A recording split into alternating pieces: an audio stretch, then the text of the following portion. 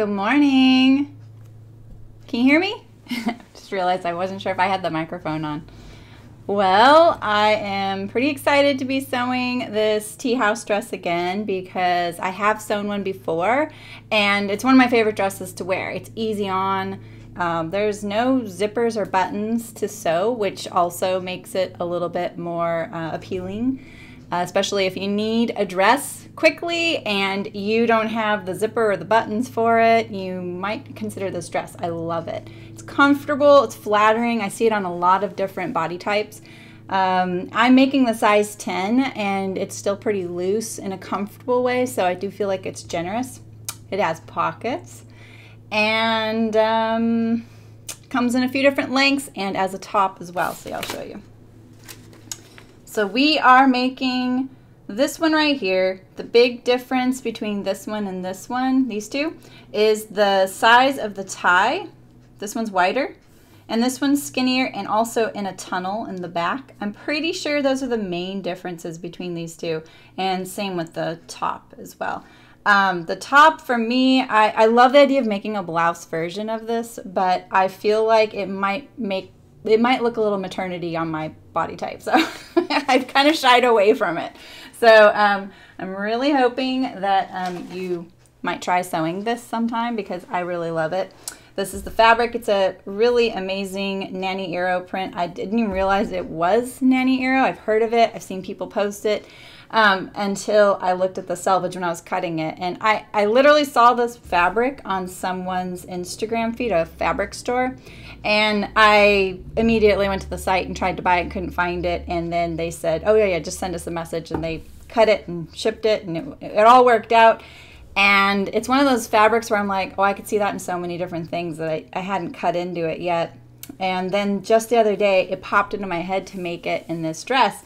And someone commented on Instagram that they have made it in this dress, and I looked at hers and it looks really gorgeous. So I'm pretty excited. So I did boast on Instagram that I had a little neckline trick to help sew that last bit, because this part right here, this whole neckline facing all the way around in the back too, is probably the trickiest part, because it is one of those things where you want to clean finish that whole neckline. You don't have to, by the way. You can sew it as one piece if you're fine with that look. But on the inside, that's only going to change the inside. But I'm going to show you how to sew it the way that they recommend sewing it. And I'm going to hopefully show you a way that at least makes you feel like, yeah, I can do that. Because I think a lot of people have trepidation when they can't see the outside of the garment when they're sewing on the inside, because they're like, where are my stitches going to land on the outside? How's it going to look? Is it going to be where I want it? Is it going to be wiggly? There's just all the questions with that, and none of us want to worry about those things. So I have a trick that I usually employ on like cuffs and things like that. You guys have seen me do that, but I can't do it on this one because of the waist seam. So I'm sorry I made that promise. I really try. I know that I can do it, but I feel like if I did, it's jumping through too many fiery hoops, so it doesn't get rid of the trepidation for the neckline. It just creates another one. So I do have a confident way to sew this. I'm not worried about it. You shouldn't either. And I'm gonna show you why, because we're still going to get the result that we want. No problem. We're not gonna worry about it at all. So, and I'll show you two different ways to sew it. All right, so the first step is we're gonna sew the pockets together. I've already attached my interfacing.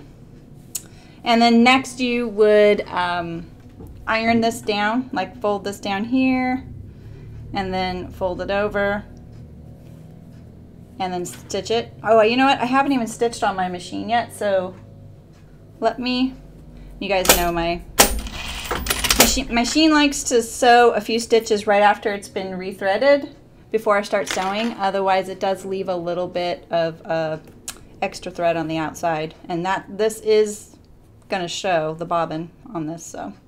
So can you guys all hear me okay? Does the lighting look okay? It's always a trick. Every fabric is different. You can see the lighting just kind of changes as I move it around. And when I have the pattern envelope there, can you see me okay? So just let me know. I didn't think I'd be able to stream this week because I'm going to a show tomorrow. But it turns out that the show starts Saturday. I don't know why in my head I was thinking it started tomorrow. But tomorrow's my setup day, so I don't have to leave till tomorrow. So I'm squeezing this stream in. Maybe I'll even have a dress to wear. And you can even come visit me if you're in California. It's in Dixon, a little show called Lambtown, for my real job for chicken boots. The interfacing makes this really easy to sew. So this fabric is super wiggly. You can see it. Like I could make this fabric pretty much do whatever I want. Linen blends are kind of like that. Linen is one of those, I feel like it's one of those holy grail fabrics. We all want things in linen, but honestly, it's just not my favorite fabric to sew or deal with. I mean, I agree, it's really comfortable. Oh, it's just a long thread. I'm like, what's that?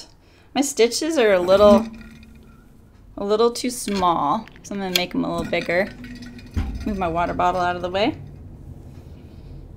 And yeah, that looks good. So they're like little patch pockets that get sewn into the side seam. Thanks, Ryan. So yeah, it's a little show. It's in Dixon. It's a little fiber fair here in the hood. Please stop by. It's free. Pretty sure it's free. Actually, don't quote me on that. Sorry. I really need to learn these details. I'm really terrible. I'm one of those people, like many, that can stress about a lot of things, right? And worry and have anxiety about it. And so what I've learned throughout my life is, you know what? There's just some things that I just don't need to fill my head with or to worry about. It's not the end of the world if I don't know it or do it perfectly or correctly, you know? And one of them is all the details about a show. So I just look up what I need to know, and I kind of live day to day because I have to get so much done in the span of a day that it's better just to look at my day as it's in front of me. That way I'm not worried about it, and I also feel like I sleep better now too. So, all right, so these line up. Let's see, do I have my fronts upside down here? Yeah, I do. Okay. I was gonna say, there's no neck. And I'm going to do this dress with French seams, mainly because I definitely don't have 4 or 5 cones of this color. And sometimes, like, there's a lot of philosophies about what your serger thread color should be, and you know, buying 4 or 5 small cones isn't enough. Like, I would run out, and that would be kind of frustrating. A lot of factories actually match the inside of the fabric for their serger thread, which allows you more range when using fewer colors, you know. So if you have cream, you can probably get away with using that on like a quilting cotton because it's printed and the inside's white. And seeing that navy blue thread against the white background probably is a little bit too much contrast, so you can get away with using cream sometimes. It just depends. Like, I don't use my serger as the seam, only as a seam finish. And that way I'm not as concerned about thread color, because if the seam is a little bit too loose and pulls a little bit, you would see my thread color there. So that's why I use my single needle machine here to do all my seams. All right, I'm just looking for my notches. There's one. Making sure I get it in the right spot.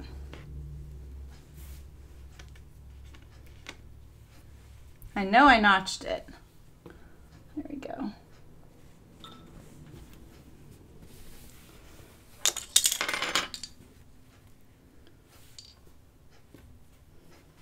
Let's see. That doesn't look right.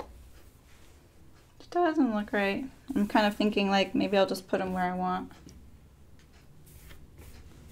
That's the front. I want to make sure I'm not using the notches that match the center front panel. That's what I'm thinking about right now. Oh, there we go. There's a notch. Why can't I see notches? I know I notched it. Because the linen is so loosey-goosey, I was very conservative with my notches because I didn't want to get any extra fraying or stretching, you know, because the linen is so wiggly. Like I said, it's not my favorite fabric to sew or wear. I feel like that's the right spot. But I also feel like that could be the front waist seam. So I'm actually going to look at the pattern. When all else fails, look at the pattern. Oh yeah, this could be a little lower than I'm thinking because this pocket doesn't line up with the waist seam. So that's good to know. And I'll bet that that is the waist seam right there. All right, let's get the pattern piece out when all else fails, right? Let's see. Not that one, that one. I already had to get it out to mark the box pleat, so it's one of those things where it hit me just like a couple days ago. I'm like, ooh, I know I'm gonna make that fabric and then I immediately stopped everything and went and cut it out, which was really funny because I had a lot of stuff to do. But you know, it's just one of those things, like I had to see it.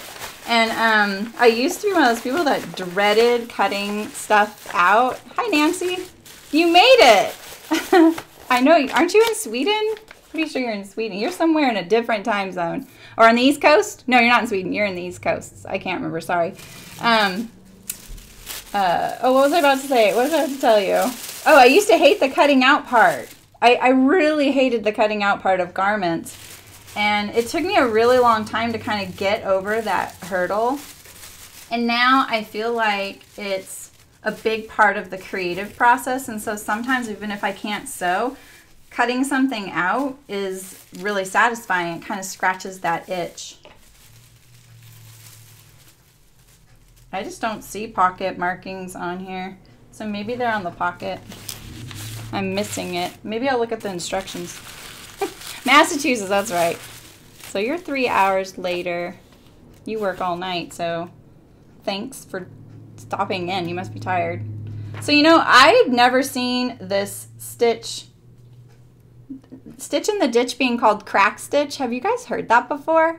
I didn't even notice that the first time I sewed this. I was kind of like, I was skimming the instructions and it said to crack stitch, and I was like, what's that?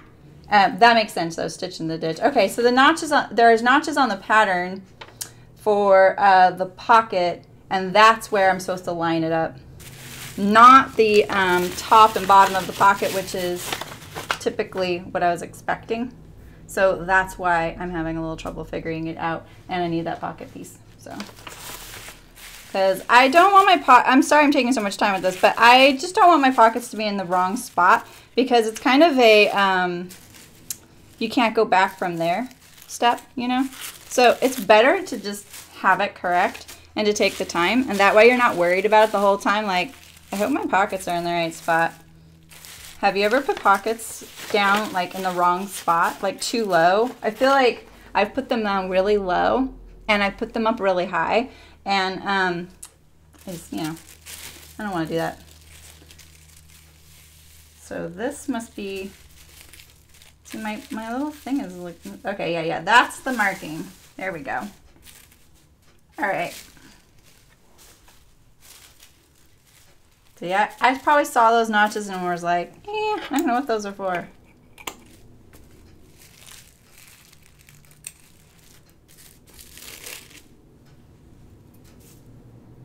So when I notch, I just nip in. That's the other thing, like I would never consider pockets having notches. Generally, you would just line up the pocket to the, like the points around the perimeter to the notches. So, my bad. Where's my other pocket? I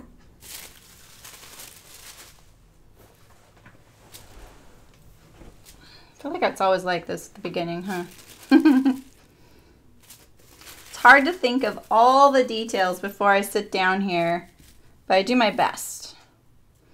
I was pretty surprised too, like I had to wind some bobbins, you know. I wanted to pre-wind a few because I don't have enough spools to be winding a bobbin while I sew, which is how my industrial machine works.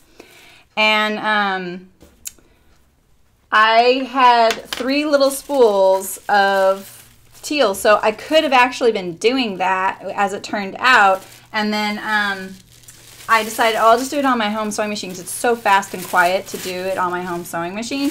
And I went through 1.5 spools for 2 bobbins. So either bobbins have gotten, or spools of thread have gotten smaller, or my bobbin holds more than I thought. But I was pretty shocked. Like, I feel like I used to be able to get through a whole outfit or whole dress with only, you know, 1 bobbin. But I don't feel like that would be the case. No wonder people buy the bigger spools of thread. Okay. I'm going to set this right here. Back on track. Except what do I do with my pockets? Here we go. I feel like I could still wear this in the fall, don't you think? It's kind of, that's how you notch it. Yeah. It's just easier. I feel like the days of us, you know, I remember people, oh my God, I still don't have a notch there. This is ridiculous. Of us cutting out the little triangles. Like, I never really did that, but I know a lot of people have. Sometimes people think it's part of the pattern and that they need that, you know, to be poking out. Okay, I'm just going to put, because this linen is so loosey-goosey, I'm going to just kind of put some pins in the middle. This is a good example also of this pocket opening is on the bias. It's actually torquing a little. And you can see that it can stretch out, and that's why you want to do that interfacing. All right. Now we are going to sew our pocket on. So I'm treating this linen very carefully. So it's interesting, like linen notoriously is a wrinkly fabric, and it's because of the fiber that it's made out of is cellulose and wood. And I'm not like textile science major. I don't know a whole lot about, I know a little, but I don't know as much as there is out there. It's a huge field. But the reason that it wrinkles so badly is that you're actually, you know, it's like if you know, like it's like paper. If you crease paper, you're breaking or bending or creasing the fiber. It's the same in your garment. That's why it wrinkles so badly. It's made out of a cellulose, which is like wood, pulp, or similar. Okay, so you only need to attach it there. I'm going to attach it at the top here because it's kind of winging out like that, and I'm going to trim it down as well. I just want it to behave when I go to put my French seam on here. I'm just going to do it really close in the seam allowance. I'm going to turn it over and I'm going to trim it. One of the biggest mistakes that we can make is mistake which edge is the edge we're lining up for our seam allowance. And so if you get rid of this extra here, you don't make that mistake. Okay, there's one. I'm already making the easiest steps look difficult, aren't I? Sorry.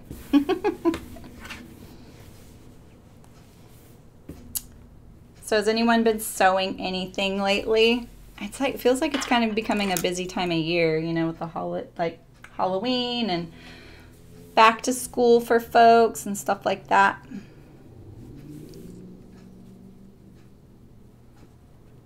There we go. So nice to have those notches. It's like I'm vaguely remembering this from the first time I sewed this, that I had to go back and find all my notches for the pocket placement.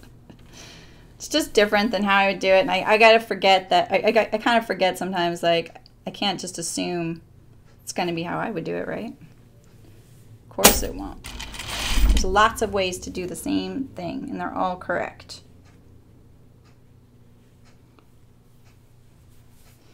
So the good thing about the fact that it wants to crease is it does make it a little easier when you're sewing, you know? As long as you get that crease in the right spot and it's straight. This would be a great opportunity to use one of those rulers that you can iron on, and you can slip your iron into that seam allowance, fold it up, and then iron it down. And that way you're getting a nice, I don't want to say perfect, I want to say an accurate measurement perfect is a totally different thing. Okay, look at this one winged out a lot more.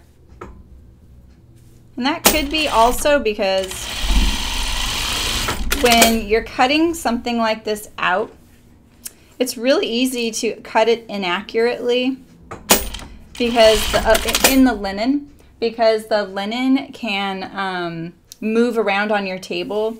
And so I was definitely making sure that my grain line was in the right place of my pattern, you know, making sure that it was parallel to the selvage, equidistant all the way down. And so my pocket could have been cut a tiny bit bigger. I was having a lot of trouble fitting my pattern pieces on the fabric because I did not buy fabric for this dress. Look at that, that's nice. So if you have a really cool print, you could fussy cut your print to match up on the pocket, or do it a different direction. All right, so next I'm going to stay stitch my neckline since they're right here. And I want to make sure, pretty sure it's 5/8 of an inch because I saw her call it out. I'm going to do it just under. Ooh, I'm going to make sure. Because we don't want, the neckline's really important that you get that seam allowance correctly. And she says, make sure you use that 5/8 of an inch seam allowance, but I want to make sure it's actually facing to the neckline because it won't fit that curve, and in setting it in there, it just won't fit unless you have your correct seam allowance. I thought I saw it. Yeah, here we go. Yeah, it's 5/8 of an inch, which is quite large for something like this. That's why I'm doubting it. So I make sure I do it right.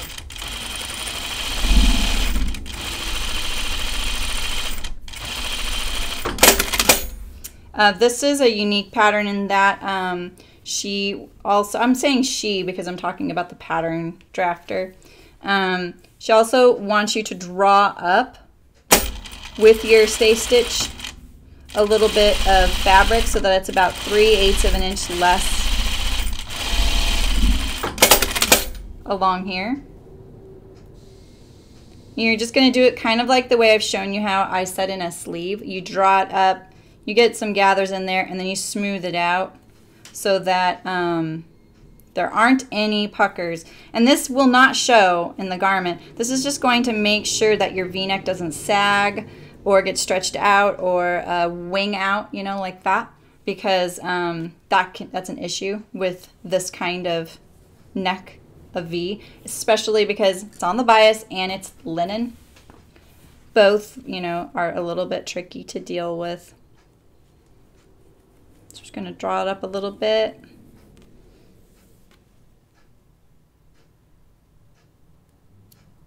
I was wondering what that is. It's a little extra thread.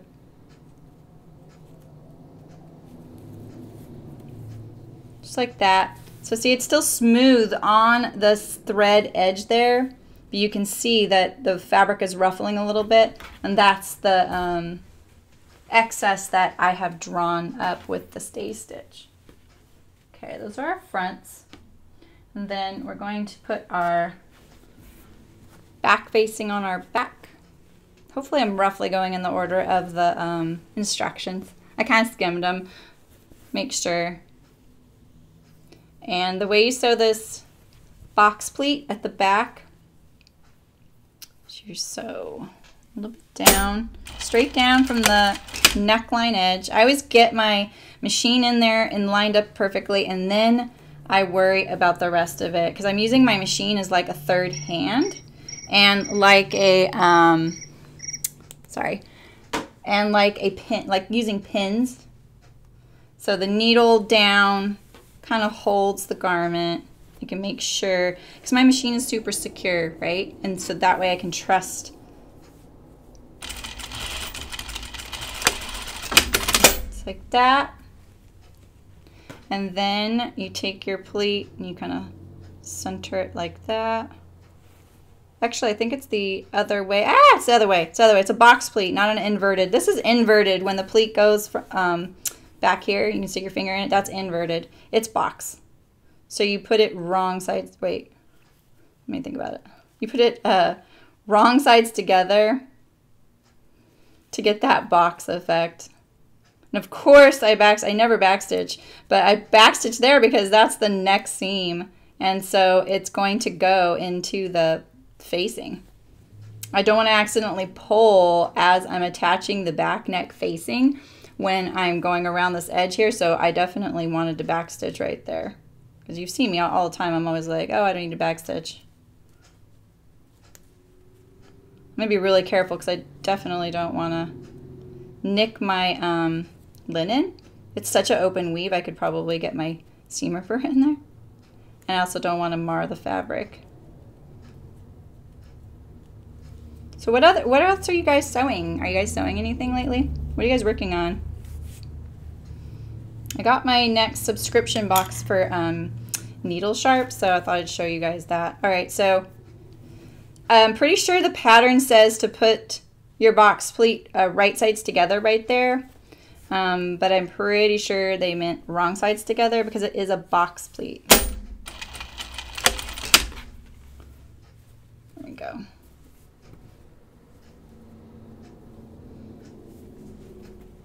I'm doing this so that I get it nice and straight. It's very easy to get it crooked. I can also see my grain line with this fabric. And that helps me keep this stitching nice and straight.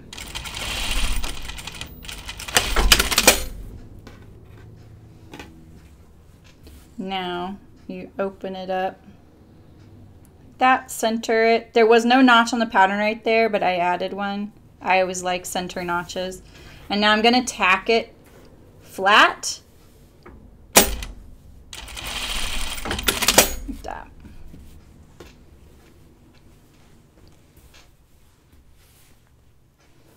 Okay, so I'm going to stay stitch this curve. When I'm doing something like that, I'm definitely holding all of the weight of the garment so that it's not pulling on my curve here because the curve is on the bias, so it can get stretched out. I talk about the bias a lot, but it really is a factor when you're sewing, especially necklines and areas that are really important. I mean, the neckline is a focal point, right? Oh, that's right. You're making the Aster shirt by Colette. I've made 2 of those lately. I really love it. It's such a versatile garment, you know? It's like, I think I overlooked. I bought it and then I kind of was like, I don't know, that looks kind of plain, you know? But then I actually really like how versatile it is. And it's not that plain. With that little back yoke, you can do fun things with that. It's got that bias neckline edge on the inside. Placket. I love V-necks. You could put a little pocket on it. I don't know. I feel like there's a lot of little subtle details in that.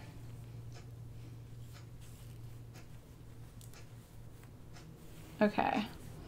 Just pulling that up a little bit, making it nice and tight. And now I'm going to sew this. And I think, yeah, I'm going to do it. I kind of want to do it from this side because I have my stay stitch and I can see it, but the sewing on the curve side, the curve with the side with the exterior curve is a little bit of a better setup for success, you know? And basically this is just the little yoke that goes right here, just like that.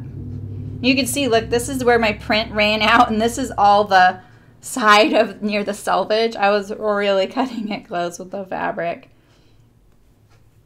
Trying to decide which way I want to sew it. I definitely want to sew it from the curve. I'm just going to try and make sure I feel my stay stitch under there. Okay, so we know that this is our spot right here. I'm just going to pin that one spot so I don't have to hold it. It's kind of my anchor point, my checkpoint, if you will. You know what I mean? Oh gosh, Nancy. I hope I sewed that one good. that little like neckline, the bias to the center front facing, like that's the tricky spot in that pattern. You could make a neckline facing instead of doing the bias. It would make it a lot easier.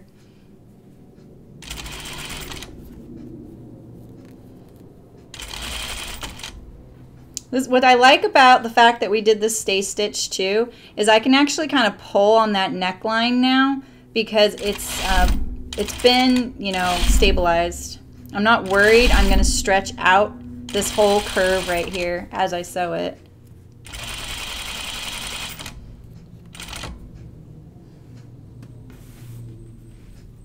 So now I meet up this end here and hold to it like glue. Just like this. And so when you're trying to meet something up like this, you have to remember you really want 90-degree angles, right? So you don't want to meet this up like this at an angle because this right here is your shoulder line and this is your shoulder line, and you want a nice straight line for your shoulder.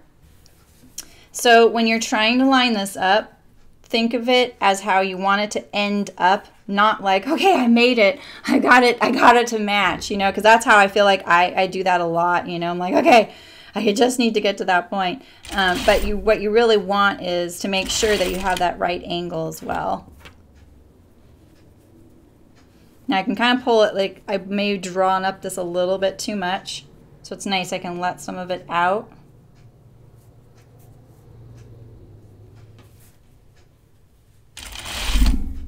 You can see why now I wanted this piece on top, because see how it's ruffling the curve?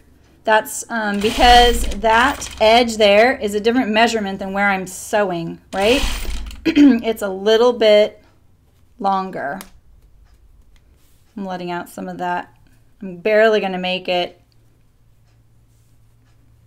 I may need to back up a little bit and let some out. I'm going to see if I can make it here. Yeah. I'm gonna back up just a little bit. I'm not gonna rip my seam either. I'm just gonna kind of pull out some of the stitches lightly. Just like that. So it's not the end of the world if you don't match it up the first time. Just back up a little bit. You don't have to start all the way over at the beginning. Just get to that point where you have a little bit extra to work with to get what you need in order to match the seam. So what if I do this? I'm going to sew just a tiny bit right here so that this is guaranteed to be where I want. Now I just have to match between those two spots, right? It's kind of like I pinned it with a permanent pin. Set yourself up for success. That's kind of just like the way I feel, like whatever it takes in order for you to get it, and so that you feel confident when you're doing it and you don't have to stress about it. Yeah, I think that'll be enough, barely. I'm gonna do a little bit more.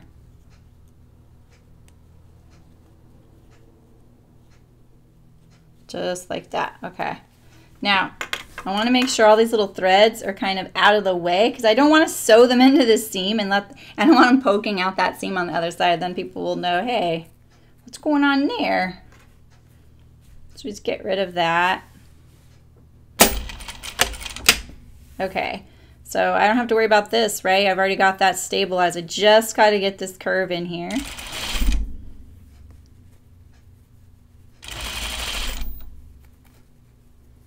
I'm going to try and get the most of it in the beginning part of the sewing so I don't have to worry about it later on here. Okay, we're home free now. There we go. Let's get rid of this. I don't need to finish this edge because that is encased in the facing later on, so we don't have to worry about French seams right there or serging or anything like that. Let's see how we did. So the stay stitch is showing right there, so we'll just remove it because we don't need it now. We've stabilized it enough now. Oh, let's see which side I pulled. I pulled this side, so I'm just going to keep pulling. Pull it out, just like that.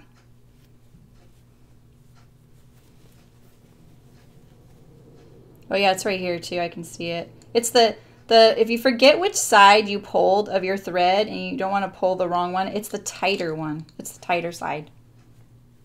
The one that's shorter as well. And pull it all out.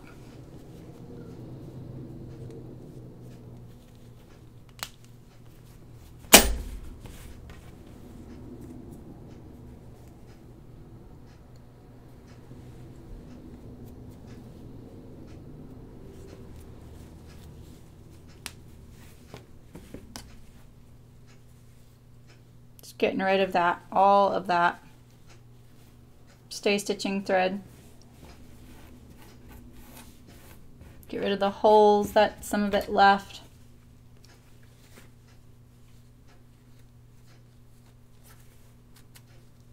Trying to find where it's at right here. I think it's right here. There we go. It's one of these two. There we go. Maybe.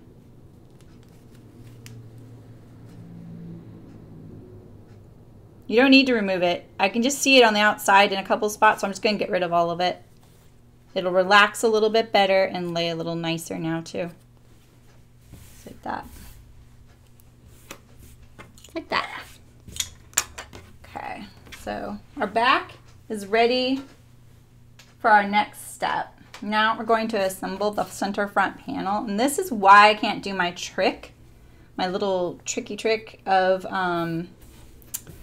because what I wanted to do was sew the inside facing to the garment first, and then do the right side facing, attach it out afterward on top. But I can't do that because of this little seam right here. So we're gonna just do it the way you're supposed to do it. So I'm gonna do a French seam right here. 5/8 inch seam allowance. So my first pass, I'm going to do like a fat 1/4 inch. It's a technical term, fat quarter.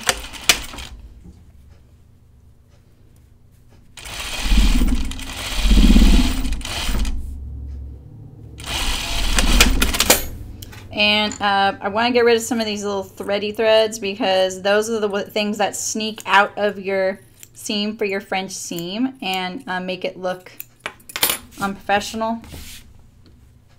So the best way to do a French seam is now to go to the iron and press this open right here. I know it seems counterintuitive. You press it open and then you press it along this right here, the seam that you just sewed, and then you encase it. I'll do it from the side so I can make sure I'm getting my seam line. I'm going to do about 3/8, a little less. I can feel the ridge of my first seam, so I'm just trying to encase that. See how it looks. We're doing a lot of French seams lately, aren't we? Just a couple of little threads, trim those. I so want to top stitch this right now, but we're not going to do that because we have our facing to put on still. All right, now we're going to attach the fronts to this.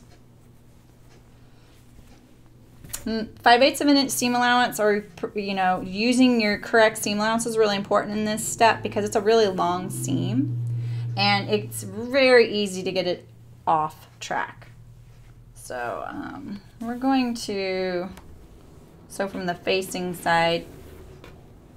And we're going to pin it in a few anchor points so that we have some guides as we go and make sure that we're kind of on track. And I'm just going to kind of take a gander at the whole seam. I just cut it the recommended hem length.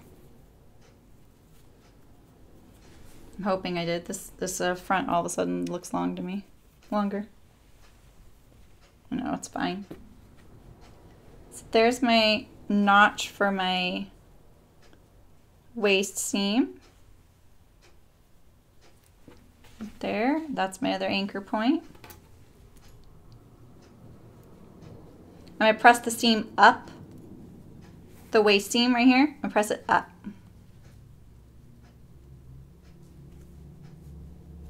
And I'm trying to match this seam line to the notch, not the, like at the seam right there, not the edge, the seam.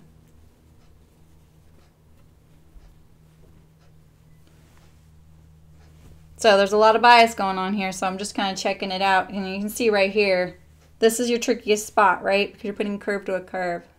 So you just got to make sure you get that right.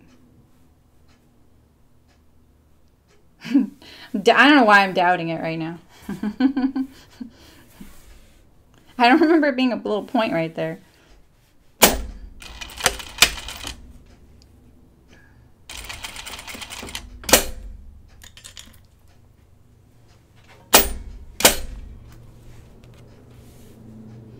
So I have this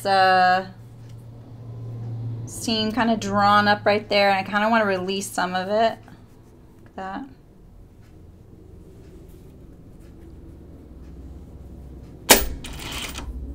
It's 5/8 in seam allowance.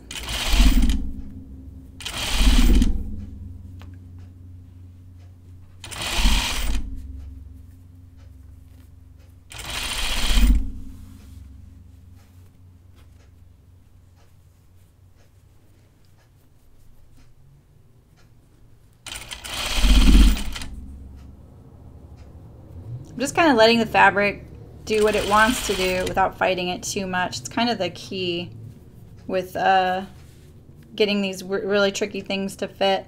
And I might back up a tiny bit right here. I'm just really trying not to stretch the linen. Linen really wants to stretch, and there's a lot of bias going on here. This is a long seam. So we'll just go back a tiny bit, just like that. We don't need to go to the beginning. Definitely back stitch right there. And this part right here, there's no stretch, so this is the part right, I know that I need it to be right there, just like that. I'm gonna look for my little gathering stitch and make sure that thread is out of the way so it doesn't go to the outside. And that's just something you just kind of figure out with time, like the things you don't want to deal with later on.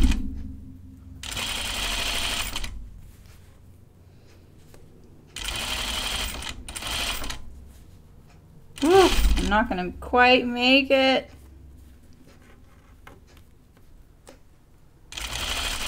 Oh, okay, there we go. Phew. Close.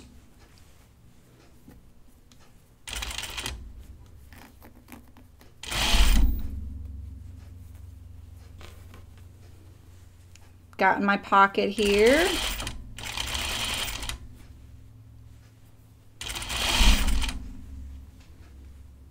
So the front is less on the bias here than this piece right here. So I'm just trying to make sure that I know where I want it, and I just respect the fact that I don't want it to, oh my gosh, you guys, I forgot my French seam. This is my face. I forgot my French seam. I always forget my French seam. Oh my gosh. Well, we get to do it again. Someone said they like seeing me make mistakes. I make them all the time. You know, it's like when I listened to that podcast about the sewing struggles, and I literally was tearing up during it, knowing people felt the way they did about like sewing and like having trouble sewing things and feeling alone and feeling like hopeless or helpless or whatever. And I just think, the thing is, like, you only are sewing one. You don't get to sew 15 of these in practice, right? You don't get to practice 15 times. You know, it's like the first time you made a grilled cheese sandwich, you probably burned one side, right? And we didn't cry about that. I mean, maybe if we were hungry, we probably did, you know, true story, right? But I think we got to be easier on ourselves. Like, I've been sewing a really long time, and there's like multiple ways to do the same thing. And sewing French seams is not my normal way to sew things. I would sew it with the serger, or sometimes when I'm sewing things on the bias, I don't even finish the edges because you don't need to. And I know that that's not popular way of thinking, but I don't really care about what's popular, the way I think. I just go for what works for me and what I know is going to work rather than what everyone else is doing and what the current way of thinking is, unless it's a better way to do something. And so I just, so yeah, and the reason I'm doing French seams is because I know everybody doesn't have a serger, and you don't need a serger to do a lot of garment sewing. You can just, why are you clapping, Nancy? That I made a mistake? Oh, gosh. Here, I keep using my awl to take out my seam just because it's a little more blunt, and you know that there's a blade on your seam ripper, so when I'm a little bit like now, you know, like feeling a little bit of pressure, I don't want to make any sudden movements with that thing because I know. All right, let's do this as a French seam. So wrong sides together first. This this one's not going to match very well. It's just how it is with the French seam.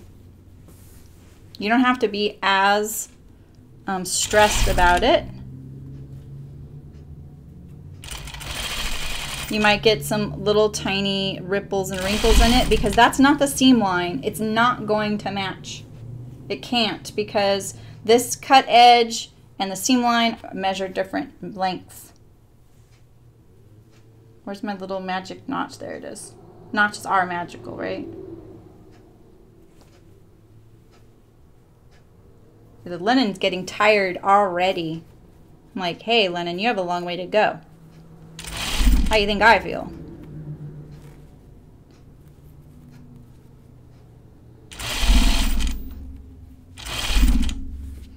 Okay, so this is my tricky spot. I probably should have eased a little bit more in there than I did. But like I said, it's probably not going to match up as well because that's not my actual seam. But it's going to help on the second pass through. A little faster this time, right? It's always faster the second time. Proof that, yeah, you know, the more times you get to do something, the easier it goes. When I was practicing sewing a zipper fly recently, I used the same zipper probably 10 times because I didn't have another one on me. So I just kept ripping it out and I just cut a few of them out at the same time, just that little center front zipper fly. And then I just sewed it a bunch of times and used the same zipper over and over. At one point, I ripped a hole in the zipper tape. It was getting a little tired. But yeah, I mean, we're not doing this. We don't sew our own garments because it's easier or faster or cheaper. We're doing it because we want it to fit a certain way. We want to have that fabric we want to sew. Oh yeah, exactly. You just make mistakes. Oh yeah, I make mistakes. Every time I sit down at this machine, I make mistakes. I don't really consider them like mistakes. Like it's just a part of how it goes. It's just a part of the process, you know.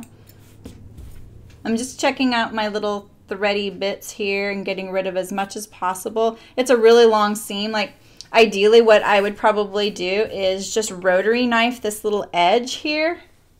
It would be faster and I would catch all of it. So I'm just going to trim all, especially this area here. This is going to be the threadiest because it's a little bit more tired since I've handled it more. Yeah, and you think about like a sewer in the garment industry. Like you think, oh my gosh, I can't believe they're like whipping out those garments, you know, so much. The thing is, they're not. They're not. No one in a factory sews a garment from start to finish. They sew one tiny little bit of it, and they just do that tiny little bit over and over and over and over and over and over and over again, you know, like 100 times a day or more, actually, probably 100 times an hour. And so they get really good at that little spot. If you plunk that same sewer down in front of my machine and say, here you go, sew that same thing, that piece that you're doing on that dress, sew the entire dress together, they would, I'm pretty sure most of them would look at you like, I don't know how to do that, you know? Most sewers that they hire at factories don't know how to assemble a garment. They may even arrived at the factory without any sewing knowledge at all, and then they've just worked their way into learning that one little step, because, you know, they're doing two things, right? They're learning how to operate a machine, and they're learning how to do the little step that they have been hired to do. It's just a repetitious movement. But yeah, it's the sewer on the production floor who actually understands garment construction that gets promoted. And then they become a sample maker, and it's literally one in a, you know, not million, but one out of the entire floor that can do that. Because sample making is a really high paid position. It's really important, and they're almost like a pattern drafter. They know how to put the garment together without knowing what the pattern looks like. They just know what they need. So now I'm doing my French seam. It's a little easier now that it's already been stabilized. So.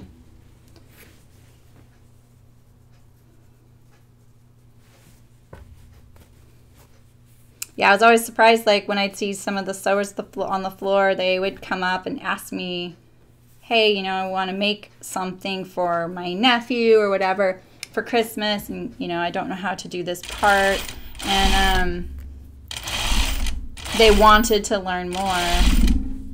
And sometimes I would be down there asking the sewers, like, look, this is what I want. This is how I want this to look, and this is how I think I'm supposed to draft the pattern, but I'm pretty sure this little spot here I have wrong.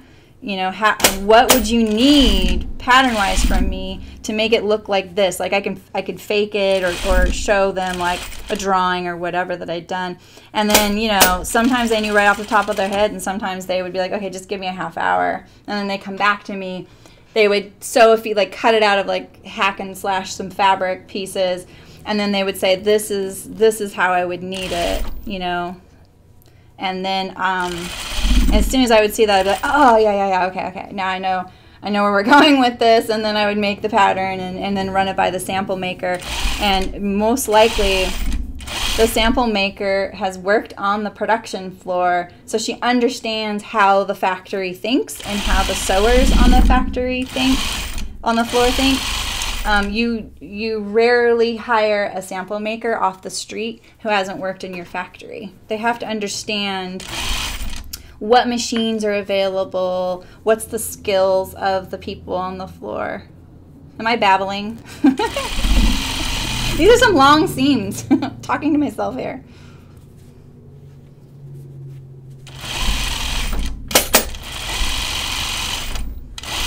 You always keep the sample maker happy. All right, how'd I do after all of that? Oh, I have a little bit of raw edge showing there, so we'll fix that. See, now, you know, like I feel like also I sometimes hesitate to check what I just sewed because I don't want to know. I'm like, oh, I just want it to be okay. I don't want to look and see that it's not, you know, but it's a lot harder to go back from this point and fix it. Okay, so I have a lot of raw edge showing in my seam there. See that right there? Right there. So first I'm going to look and see if the seam allowance is okay there and if I can make it bigger. Or if I just need to trim the seam allowance underneath and resew it, like that little section there. Like I don't really want this seam allowance to be any bigger, so I'm just going to like pop this open a little bit. I'm making that look really hard, aren't I? I can see, like, if I had ironed that, it would have gone better. See, look right there. Can you see that little fold there? It's not spot on the edge. You know?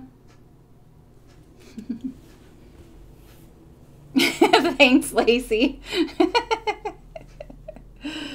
I saw someone's post the other day that said something like, when I sew, and I think it was like a prompt from something, and they said, I talk to myself. And I was like, oh yeah, I do that. Sometimes I'm like, no, why are you doing that? And I'm usually talking to the machine, you know? So I've just opened that up a little bit. And we're just going to trim this down a little bit. I'm holding it so that I don't trim my dress. That would be unfortunate. I have no fabric to speak of. I have trash. That's all I have. Like, they're not legit scraps. Wait till you see what I did to my internal facing. It's Frankensteined for sure. I'm really hoping that after all this work, it doesn't come back to bite me later, that it looks okay and that you can't see all my seams on my facing on the inside, or on the outside. Okay.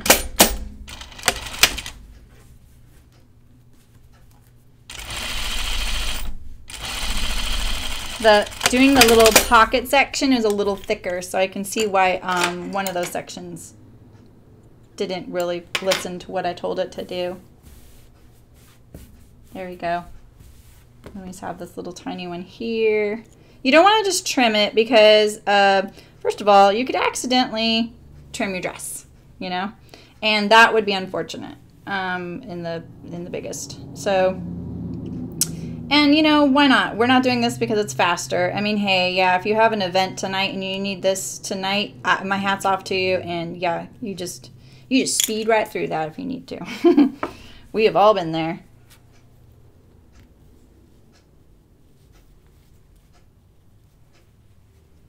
Yeah, so just trimming that down a little bit more.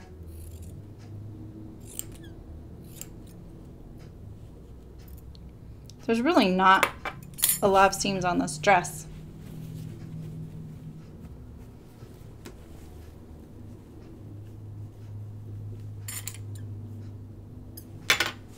Okay. 2 down. Oh, let's get rid of this thread here.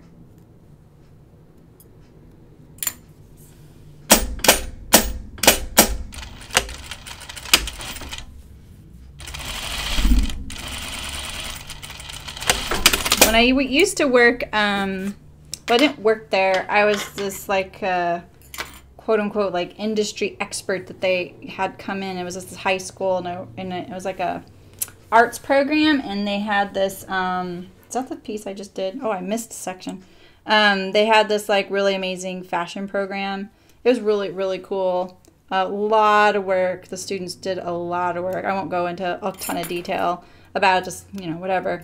I loved it. It was life-changing for me. I worked there, did it for 5 years, you know, had to write a grant and all that. And but one of my policies there was I really didn't want them sitting out their sewing machine at midnight crying. You know? Like, that was my biggest thing that I tried to prevent, you know? Because it was, you know, for me, it was like, it was a team effort. You don't need to feel that way. The whole purpose of the program was to mimic how it would be if you were putting a line down the runway, and if you were, you'd have a team of people helping you. And so, you know, I was their team as far as their expertise went, as well as another teacher there. And then you know, although the students would be cheering you on as well, you know, each other on. It was really cool. But that's what I would just tell them, you know, and I would always seam rip for them. So if they came and sewed at the school, they didn't have to. They could sew at home. They could have their grandma sew it. That wasn't, the point of it wasn't that they did all the work. The point of it was getting the forward looks to walk down the runway. So, but I told them, I was like, if you're here, you know, I'll do all your seam ripping. And boy, some of that seam ripping was some of the worst seam ripping I have ever done. They don't make the best fabric choices when they're given the entire fabric store to choose from for their line, and there's not the greatest fabric choices at the store for what they're wanting sometimes. So, you know, they're limited. I definitely, my days of seam ripping taffeta, I hope, are over. I thought I'd left taffeta behind in my own high school days. Little did I know. I had to revisit it. Okay, that was my last one, I think, guys. Just making sure I did that far enough down. Yeah, okay. This one wasn't quite on the edge, so that is a testament like why you would want to iron that first and get that little seam open right there best you can. This is a tricky spot though. What I'm doing, like, I feel like you can't really tell, but I'm kind of curving the garment because see, that's what it's going to be doing. And that's actually helping it lay a little flatter. And I don't think I could have done that on the first pass because I was still getting it attached. All right, here we go.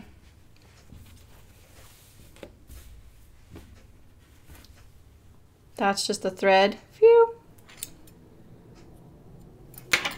Let's do our other one.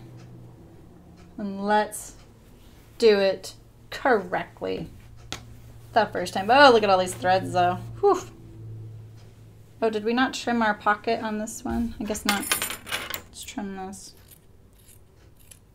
When I made my other Sew House 7 or Tea House Dress, this is the Tea House Dress by Sew House 7, I ended up using bias trim on the hems on the inside. And it was kind of a last minute thing. I was like, oh, look at me. I'm being so clever using a contrast hem on the inside that no one will see but me. Maybe you see a little peek of it. And it is, you know, fun to do that kind of thing. But I will caution you, like, I'm actually wearing a dress that I can show you why you want to make sure that that bias is pre-washed. So let me show you my hem here. You can see, like, I used the bias trim on the inside of this. Can you see that? And I don't know if you can tell, but my dress is wrinkly right here. Can you even see that? I don't know if you can. I don't know if you can zoom on YouTube. You can on Twitch, but not on YouTube.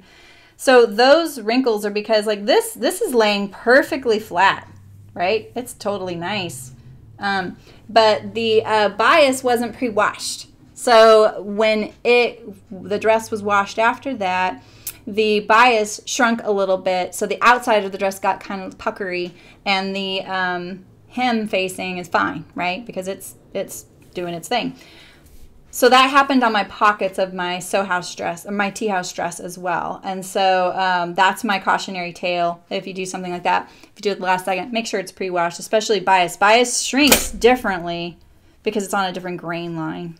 I'm gonna just tack this a few places. And then we'll motor.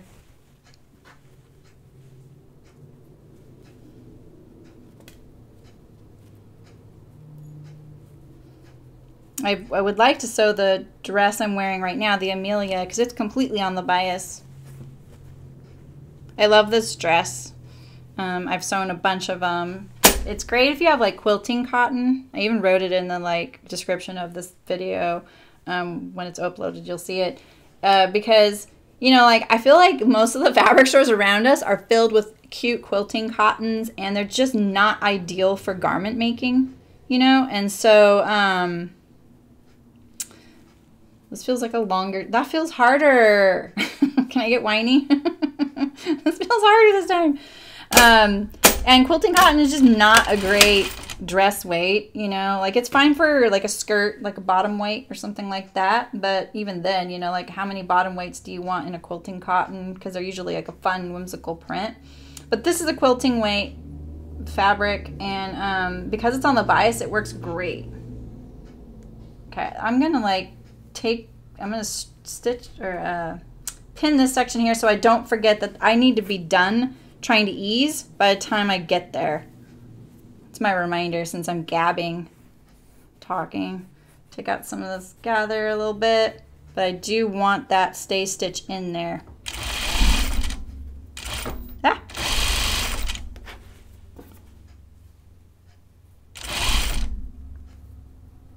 Oh, this is a lot easier. That was smart doing that. Just get that over with right in that section there. Sometimes it works, you know? Okay.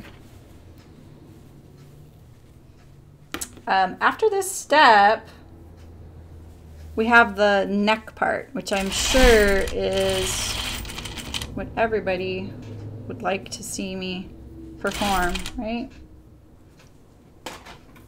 So I'm not going to do the tie obviously I did not do the tie in this front panel seam. I know that that's the step. I didn't because my tie is not quite long enough. Like I said, I've really scrimped on the fabric.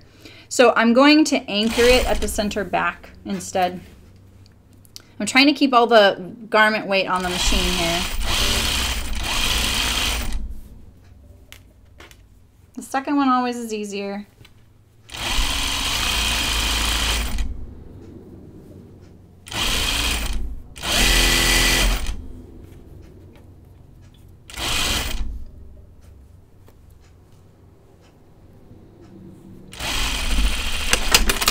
All right, let's trim our seams a little better. I'll do my,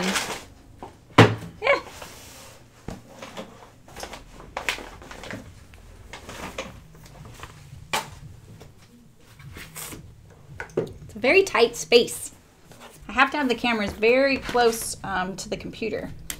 So it makes my space very tight.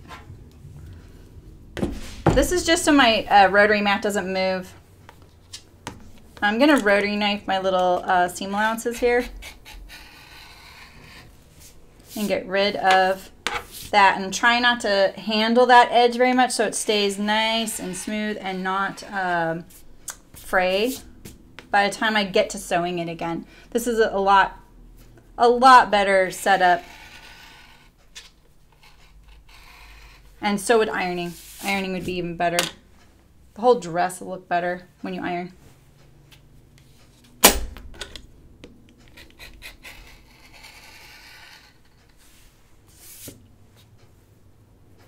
Just like this.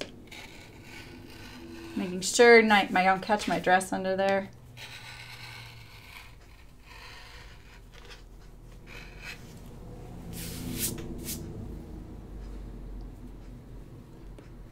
Just like that.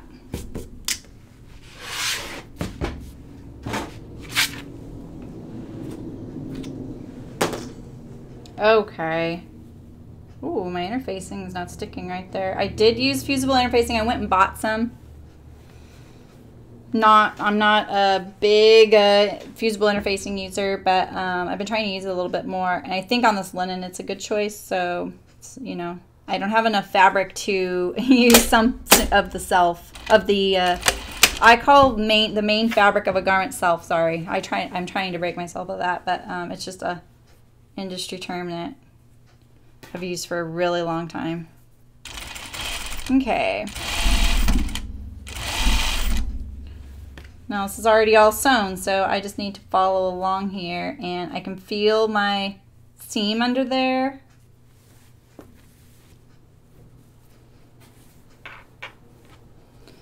Get this right on the edge there. Closer on the edge, like the more spot on the edge that you are there, the less apt you are for the cut edges to peek out, because it's centered, right? Because you already trimmed it, right? You trimmed what you want it to be in there. And so if you're off center with your folding right here, then that leaves room for those allowances to be off center as well, and then part of it pokes out.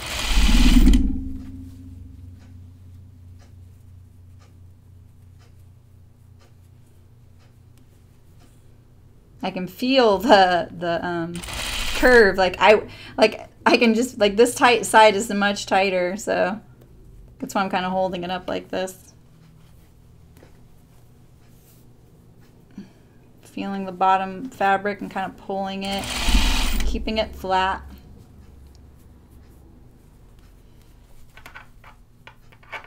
Like my hand's under here pulling on this like this, smoothing it out.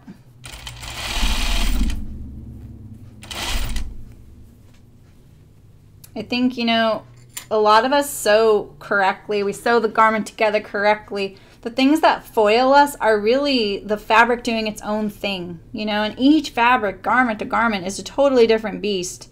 So you might get used to using one fabric, And then you get to another one, you're like, why isn't this, you know, I've sewn this garment twice. Like, why is it acting differently?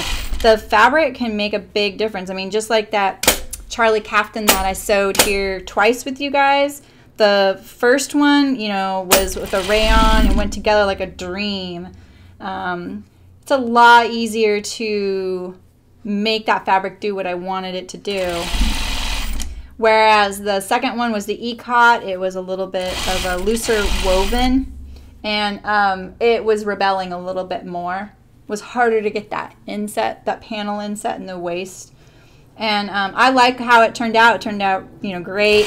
I was starting to kind of like obsess and despair over that waist panel. And I went, you know what? I was going to walk away from this right now. I'm going to come back to it.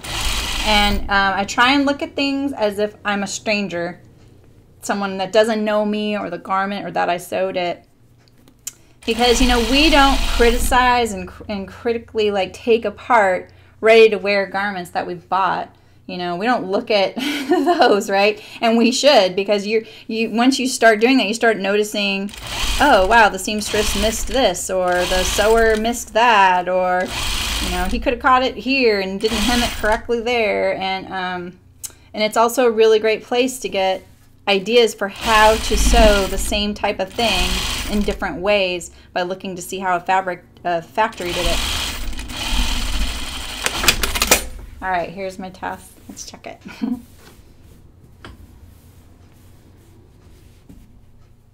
That's print.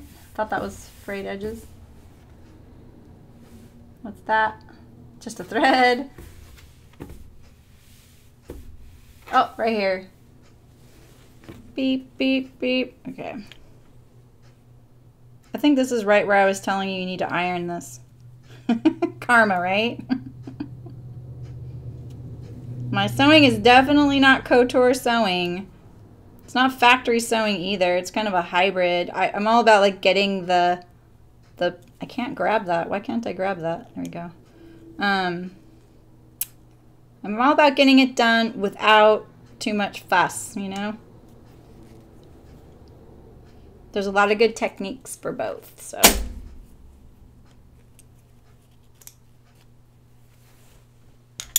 Let's see, I'm not sure I need to trim this or make it smaller. I may just need to make the seam allowance a little bit bigger. Oh no, I'm gonna trim that a little bit. It could be a little bit smaller. I mean, look at that, I was already fraying and we just rotary knifed it. The linen, it just has its own mind. And I think, you could serge linen, that's totally fine, but even then it's not going to unravel, but you're going to see a tiny bit of a frayed edge poking out of your serging on the inside of the garment, not like through the seam or anything like that, but it's just a loose weave. Get rid of these threads. There we go. Okay. Probably gonna fire up my iron to fix that. Let's see, where are we at? So here's our front, our pockets, our facing here. So let's fire up the iron.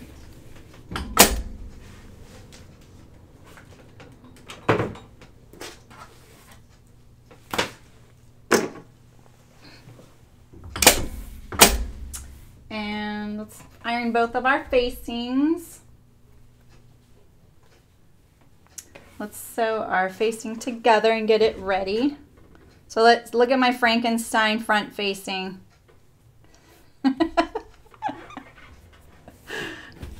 So I made a backup one in this fabric here. It is the closest thing I had, and it's just, I can't do it. I feel like it's just too different of a weight. It's too thick. And look, the fabric name and stuff is forever immortalized on my inside facing. So we'll just call it a souvenir. So I'm going to do the French seams on this right now. And once I iron that over there, I'm going to do those shoulder seams, and then we're going to attach our neck.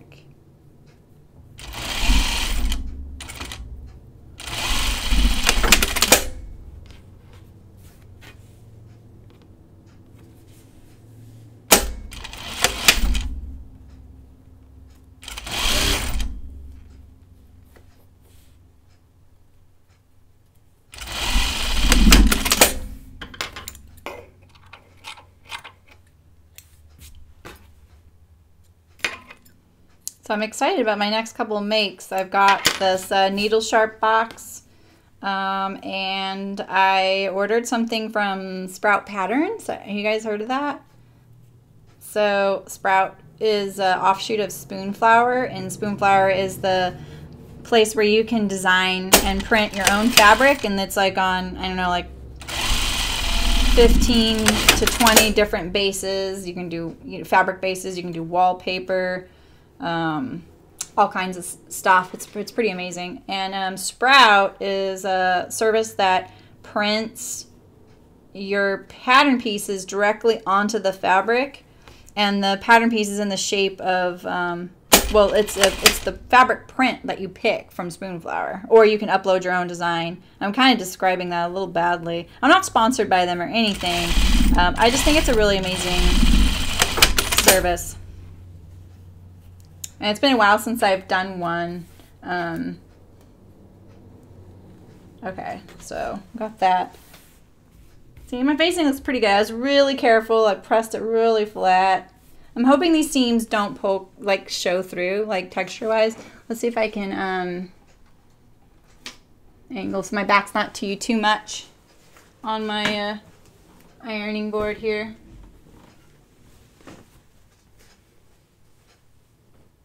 You guys are gonna have to entertain yourselves for a second. You can do that, I know.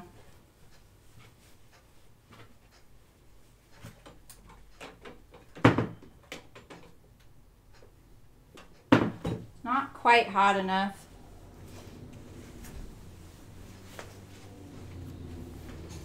Yeah, so you should check it out, Nancy. It's pretty cool. Like, they have a lot of really great patterns to pick from, and I feel like a lot of the projects they pick are, you know, beginner to intermediate sewing, so that you don't feel like, oh my gosh, I'm spending all this money on this custom printed fabric. What if I can't sew it? You know, they're kind of setting you up for success. So I've made the Moneta there a few times, and the Archer button up. That's probably one of the most technical ones to sew, and I've sewn one here on stream. And then this time, well, I'll show you what I got next Thursday. I'm pretty excited. It's not a garment for wearing out and about. It's something for the home. And they have a lot of children's things on there. I think they have 1 or 2 bags. That would be kind of fun. Yeah, that's about everything, I think. So let's see if it's hot enough now.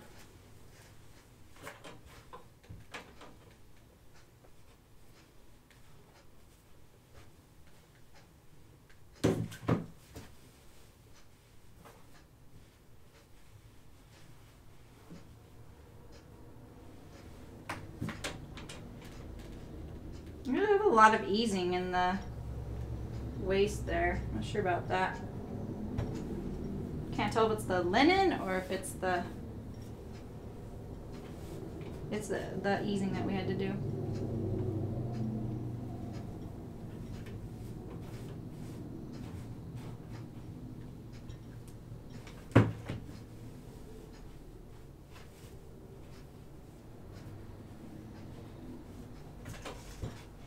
So I'm just pressing the seam towards the center front, because, you know, this next step when we're going to put the facing on, it'll be a lot easier to deal with if we're not fighting the seam kind of wanting to go either direction.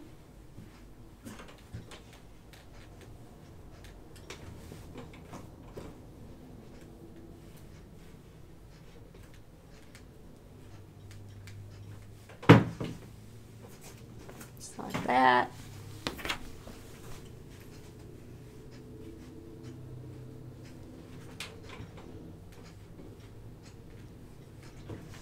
We need to stay stitch that guy.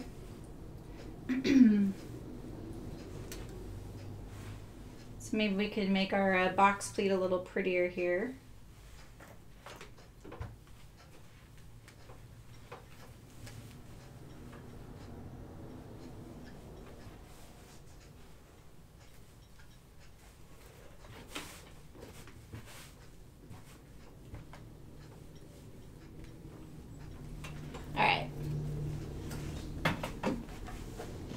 Oakley dokley. My sophisticated setup. You gotta remember, this isn't my day job. I'm just doing this on the side for fun because I just want to sew with you guys. No idea what I'm doing with this sewing stream or where I'm going with it. It's like having a whole nother business right now. But I really like it, so, you know. That's what I'm focusing on, is how much I like doing it. Makes me a little nervous. Just making sure my interfacing is actually melted on there, because that's kind of the point of it. Yes, exactly, Nancy. I do feel like she's really good at picking out the fabric for that. You don't need to see the back of my camera. My camera's like right here. It's really hard to get it all set up.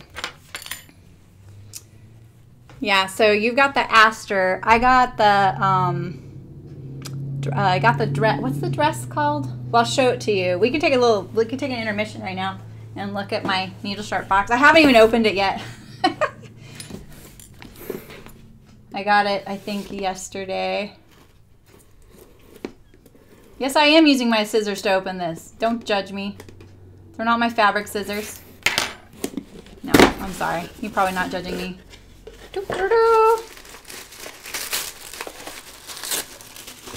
Ooh, there's candy in there. And my favorite. Look, Rayanne. Yay. Okay. Oh, the Rita midi shirt. Wow. It's like a tome. From Named Clothing. I have never sewn any of their patterns. She always has a little guide in here.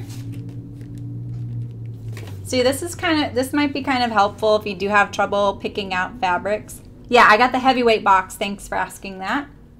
And in my little goodies here are the some ribbon. I have no idea. A drawstring. There's a drawstring? I don't even know what I'm sewing. Ooh, look at that thread color. That's really delicious. Buttons. I don't have to pick out my buttons. Wow. A little needle. I never get to use the needle, unfortunately. There's interfacing, and then I got this chambray, but the little pieces of slub in there are neon. They're, I don't know if you guys can see it. I know my camera's probably not going to focus when it's that close because I turned off the autofocus. But see, it's green and pink, and they're fluorescent little slubs. Really nice chambray. So that is my heavyweight box. I'm going to try and sew that next Thursday. I'm not going to be here Saturday. I'm going to do my best. Oh, and then there's always these two I should mention. She always has a thing about the fabric and the interfacing. So this is instructions on the interfacing, and this is about the fabric.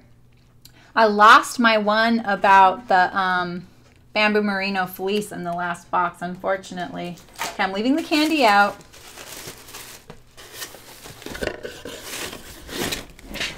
Yay! Yeah, so I think I'm going to do that next Thursday. You got the same buttons? Yeah, I love it when someone picks the buttons. I used to always go for really crazy buttons, and more and more I don't do that, mainly because the ones I was getting required, you know, like hand sewing, or I'd lose one in the wash, you know, and they were like $3 each or something. But, you know, I worked at a fabric store, and there were a lot of really special buttons that she had there. Okay, we're going to put our shoulders together now. No problem.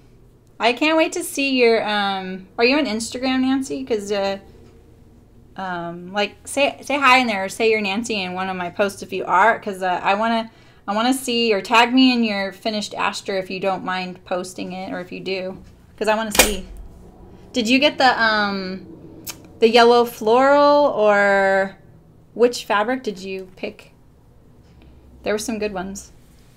I remember the yellow floral just because it was so memorable. And I think that would be a fantastic Aster. Okay, so one thing to note, this edge isn't finished and this one is, and that's because that was that continuous seam. That's okay. And then, yeah, simple is better. Exactly. And then this one isn't because it was its own thing, but all of it's going to get encased in this facing seam. We didn't even need to French seam the front waist seam, as it turns out. Well, it looks like I may have gotten my seam allowance a little off on the front there. Or this is stretching out already. You don't even need to set in a sleeve on this pattern. So once you've done the tricky part, and I'm obviously making this trickier than it needs to be by using French seams. But you know, I'm performance sewing, so you won't have an audience to worry if they're thinking you're doing a terrible job or not. You have the comfort of your own home. Oh, the oxblood. Oh, cool. Yeah, I would look bad in that yellow color too. I really liked it though. Oh, you got that feather. That feather print was pretty neat. I kind of wanted to see what that would look like in person. Actually, I think I got the swatches that she sends. And so your next one is that little jacket that she's making right now, right? So which fabric did you pick for your jacket? Because there was the pinstripe. What was the other two for the lightweight box? So me and a friend who sometimes joins the stream are going to be sewing tamaracks. Yeah, I think French seams are worth the effort too, especially on this stupid linen. I know, it's not dumb. Me and a friend are kind of doing that Tamarack Society sew along. I think that's by Grainline Studio. So if anyone else wants to sew it, it'd be kind of fun. I've never sewn one of those. I haven't quilted something for a garment maybe like once in my life. So it should be interesting. I don't have anything picked out for it yet, so I still need to do that.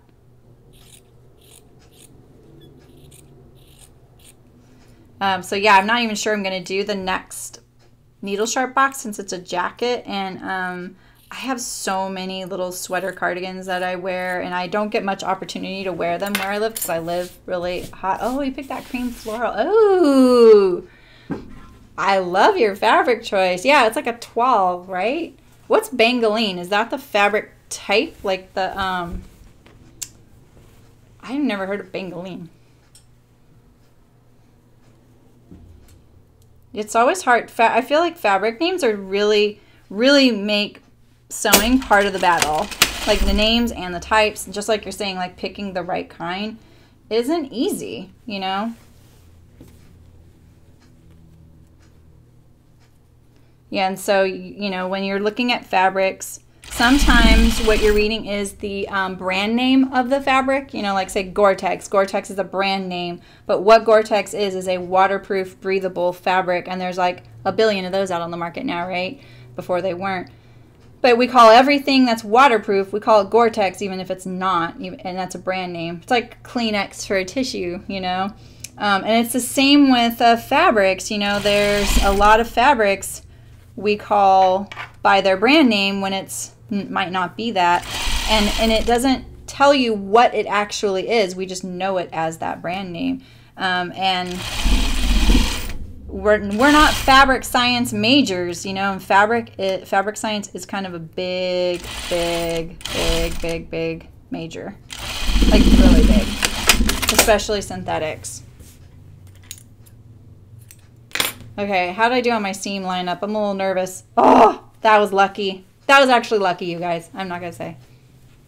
Oh, it has a nice stretch and it's, wow, so it's a stretch woven. Wow, that's cool. Okay, let's see if I luck out again this time. So sometimes when I'm sewing the exact same seam twice, I start them both, if I can, from the same end. So I started my last shoulder from the sleeve and headed towards the neck, and I'm gonna do the same on this. And I feel like it's because any type of mismatching, stretching, even if it's slight, at least it'll be symmetrical. And it will, it does affect the garment sometimes. So, yeah.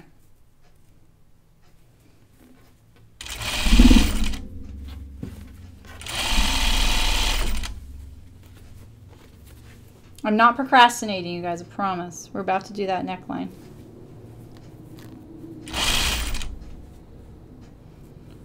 I think most garments should have, if you're trying to build your sewing base, most garments should have at least one tricky thing, even if you've done it before.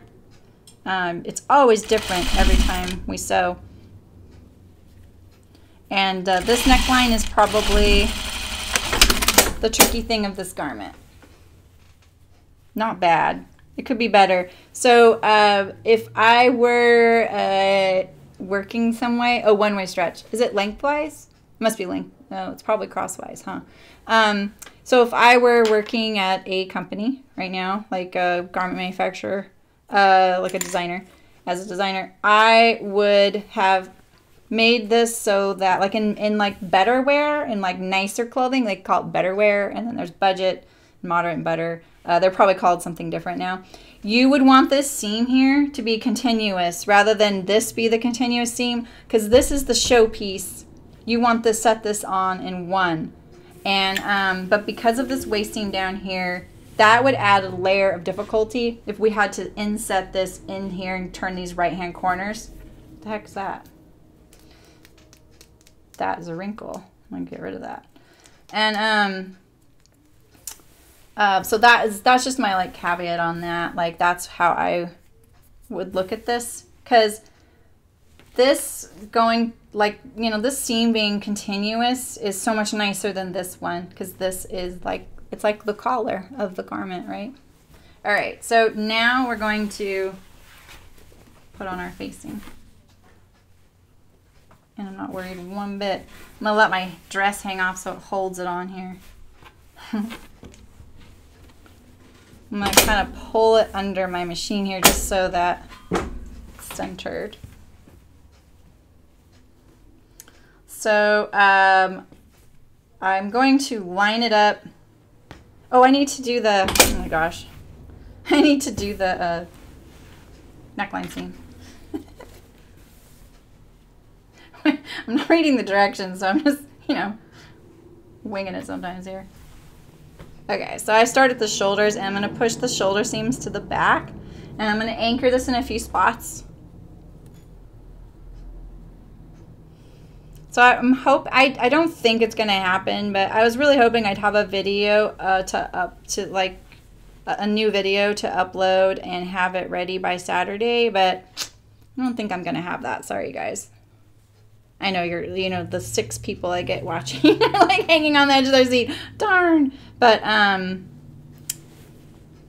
okay, this needs to be backstitched. This is my like piecing of my facing there.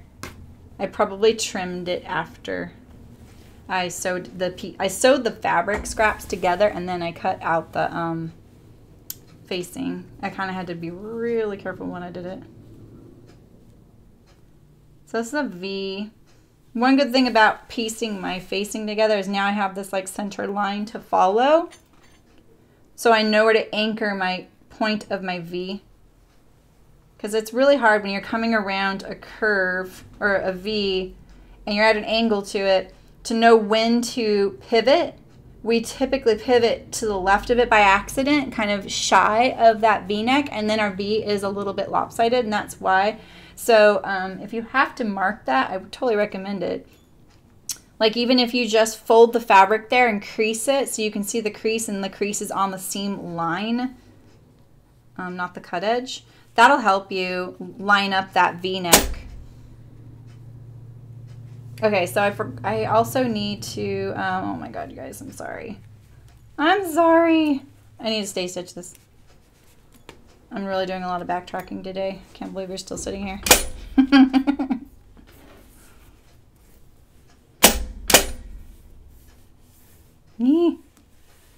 gonna do it like this.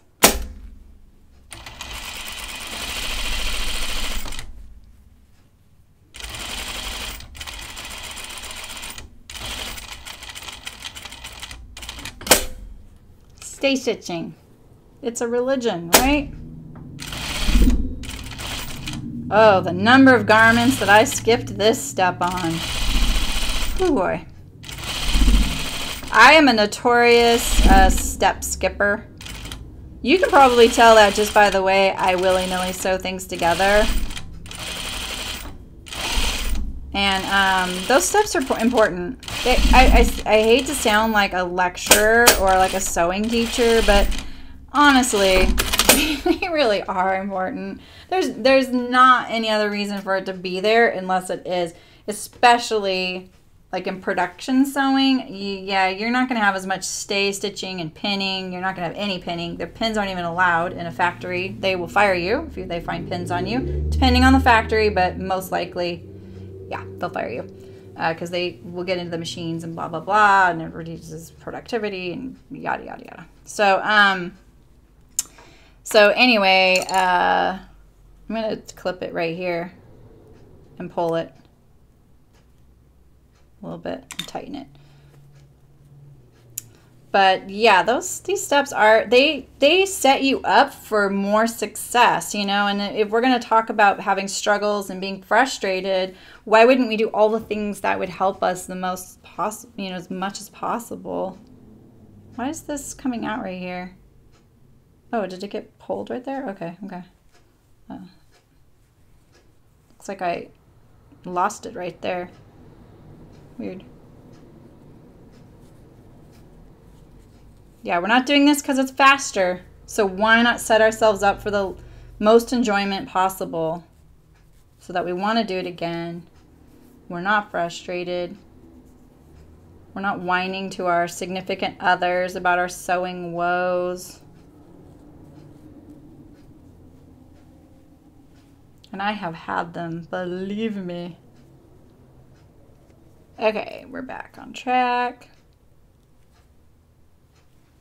That has a lot of fabric to pin through at the shoulders because of the interfacing, the French seams. It's pretty thick right there. So is anyone else sewing anything right now or cutting things out? What are you guys up to? You guys are so quiet today. Making me entertain you. I guess that's what you're here for, huh? So I kind of want to sew this from like this. So like, here's my dress, right?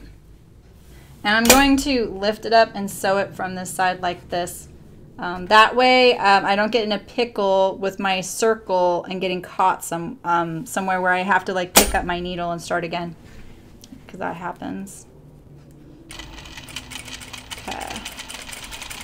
I like to stop on my shoulders. The thicker seam, I feel like anchors it better. I'm not so shy about backstitching right there. It's a straighter spot sometimes than a curve or the center back neck. But the center back neck is also a really good spot to do it. That's where you like to do it. It's a 5/8 inch seam allowance. Most necklines are 1/4 inch.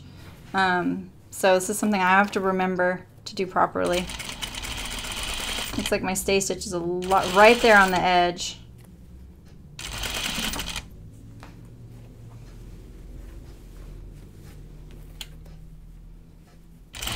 So what I would have liked to have done, am I about to run out of bobbin?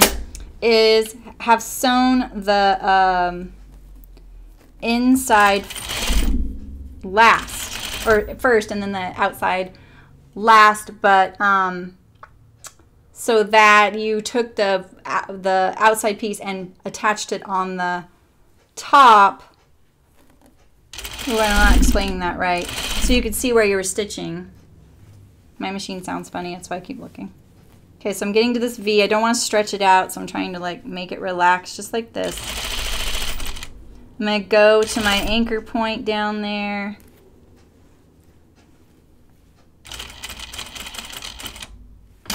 Like that.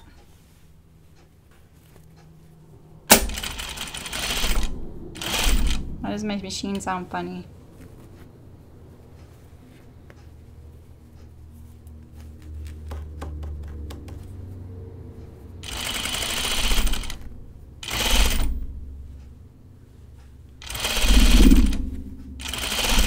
Something's wrong with my machine.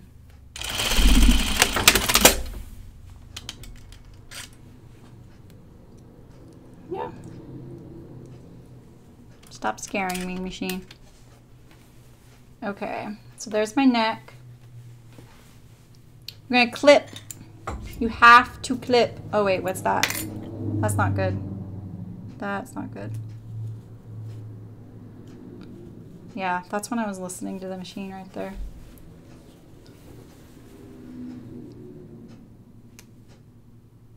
Take this out. I take out more than you need because that way I can set it up properly. Because, you know, sometimes when you have a little bobble and you're sewing, oh, good. Sometimes when you want to, like, fix a bobble, don't just take out that tiny little half-inch section. Take out a section of it so that you can kind of taper into it, taper out of it, just in case you need to do that. I'm going to do it on this side this time. So this is just little seam allowance pieces. That's what you're seeing there. I'm going to still follow my stitch. I can see my stitch holes. I'm going to follow those.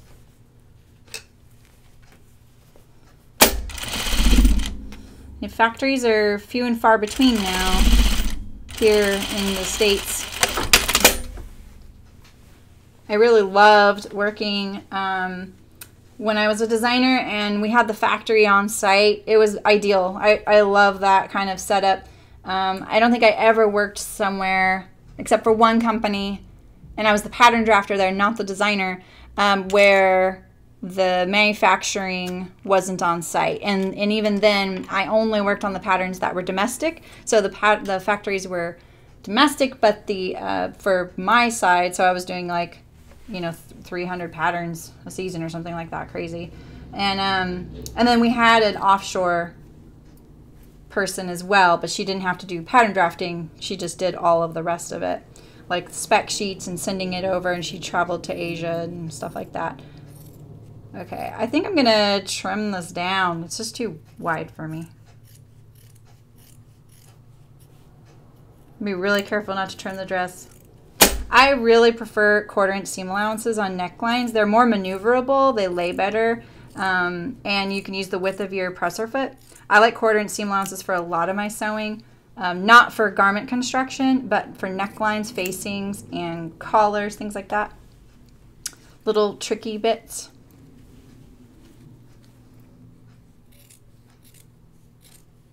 But I just loved being able to like go out to the factory floor and ask someone, you know, like, how would you like this? Designers have a lot less say than you think. The pattern drafter holds more power on some things, and the designer holds some of the keys to other things. Really, it's the sales staff, though. That is the designer, not the designer at all. The designer can say, this is what I really want to do.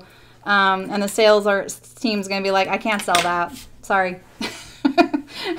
And the designer has to plead their case. Like, no, I really feel like that this is what's coming out, and this is what's people are going to be wanting this. And the sales staff's like, no, this is what my customers are asking me for. I really want you to design this. And it's a never-ending battle between sales and design. It is not...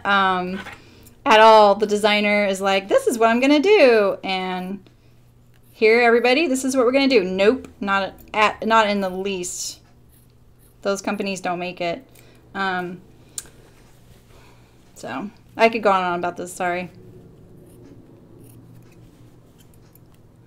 I won't apologize, but it's just kind of. It is a very fascinating industry. I'm just clipping my neckline here. You've heard me say a billion times why, and that's because this little edge right here is going to be folded in like that, right? Once this facing is flipped to the inside and attached. And when it is, this little edge here is shorter than where it's folding to. So you have to release the tension so that this can spread out and lay flat. Tighter the curve, the closer you want your clips. I'm only going to do this little thickness because it's thick. It doesn't really curve there, but there is curve going right up to the shoulder seam. This you don't really need a whole lot of curve because it's straight. You absolutely need it on that V-neck. It's really important, and we're going to hope that our V looks good. I mean, it looks good like that right now, but when it flips to the outside, you never know. So, all right. So I'm going to understitch my facing now. And again, I'm going to pick up my dress and I'll show you how I'm going to do it. Here's my dress, my facing. I'm going to go like this, like that, and sew from the inside like this. Get rid of this thread here. All right, so understitching is when you push the seam allowance towards the inside of the garment and towards the facing, and you attach the seam allowance to the facing. And so when you do that, it's going to help it turn under like this rather than your seam showing like that.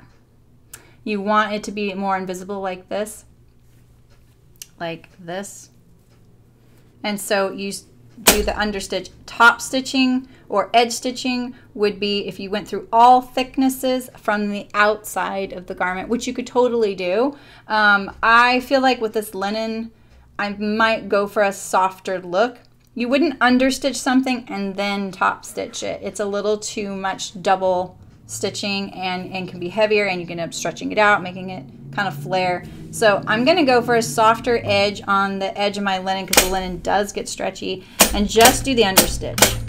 Sorry, I keep whacking my presser foot. I'm putting the bulk of the garment up on top so it's not pulling. I don't need to back stitch at the beginning.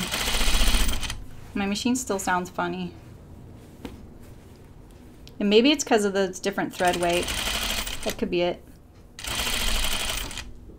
I'm not going to run out of thread, bobbin or anything. I have a size 14 needle in today. Aren't you proud of me? Not size 16 or 18 like I usually do. That would be just too heavy for this. That could be why my machine is sounding funny to me too. My machine is calibrated for a little bit heavier. It can sew all kinds of stuff. This machine's very versatile. I could do lingerie on this if it was calibrated for it. It's not. I could still sew it. It's just not going to be ideal. So when you get to the V, remember I clipped the V so that you have to make sure that when you pick back up on this side, that you make sure you've got that seam allowance still going towards your facing, because there's going to be a little space at the V where I'm not stitching on anything because that clipped seam allowance is spread out like this now. Does that make sense? I'll show you on the inside.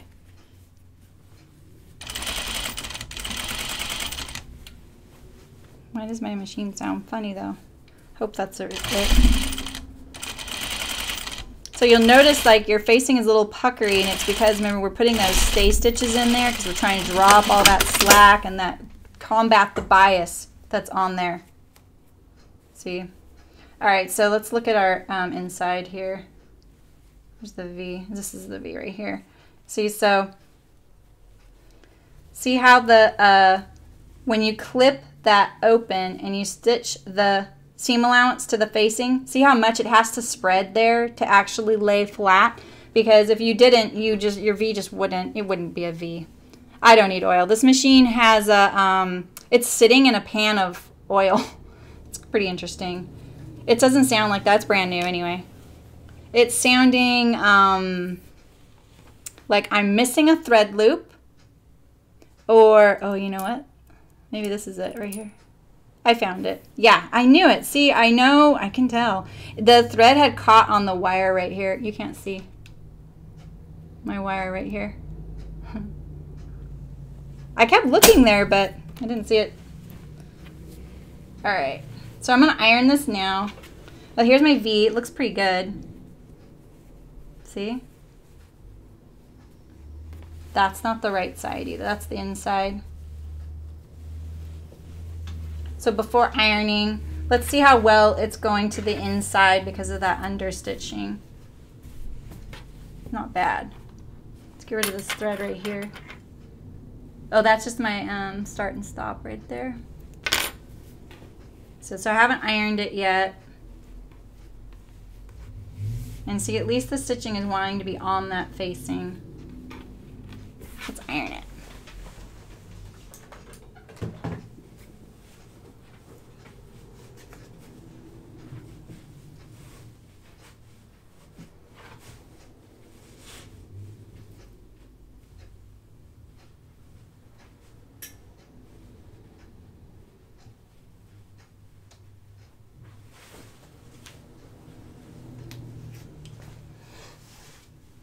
Yeah, that was lucky, huh, Nancy? Figure out that when you can tell, you know, when your machine's like, it sounds different. You gotta pay attention. Don't just keep going. All that flipping around of my dress is probably, you know, it probably flipped that little thread up onto that wire.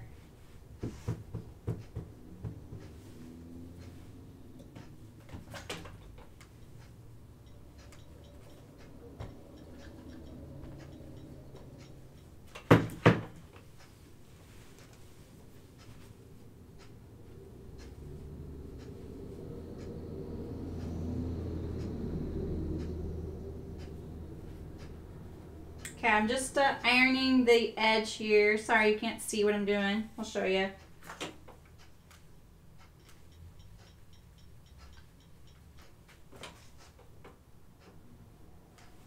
Pretty easy to do since we understitched it. It kind of wants to do all that.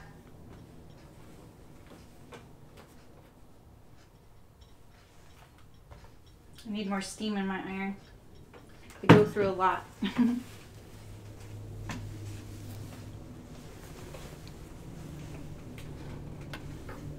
So if you're ever re-watching these streams, like once I'm done, it automatically uploads to YouTube. Just know that you can fast forward through all that boring bit. You know, you're like, I know how to iron, lady. And you just want to keep going. Keep going. You just slide the bar. You can fast forward. You can't right now, obviously, because you'd be going into the future.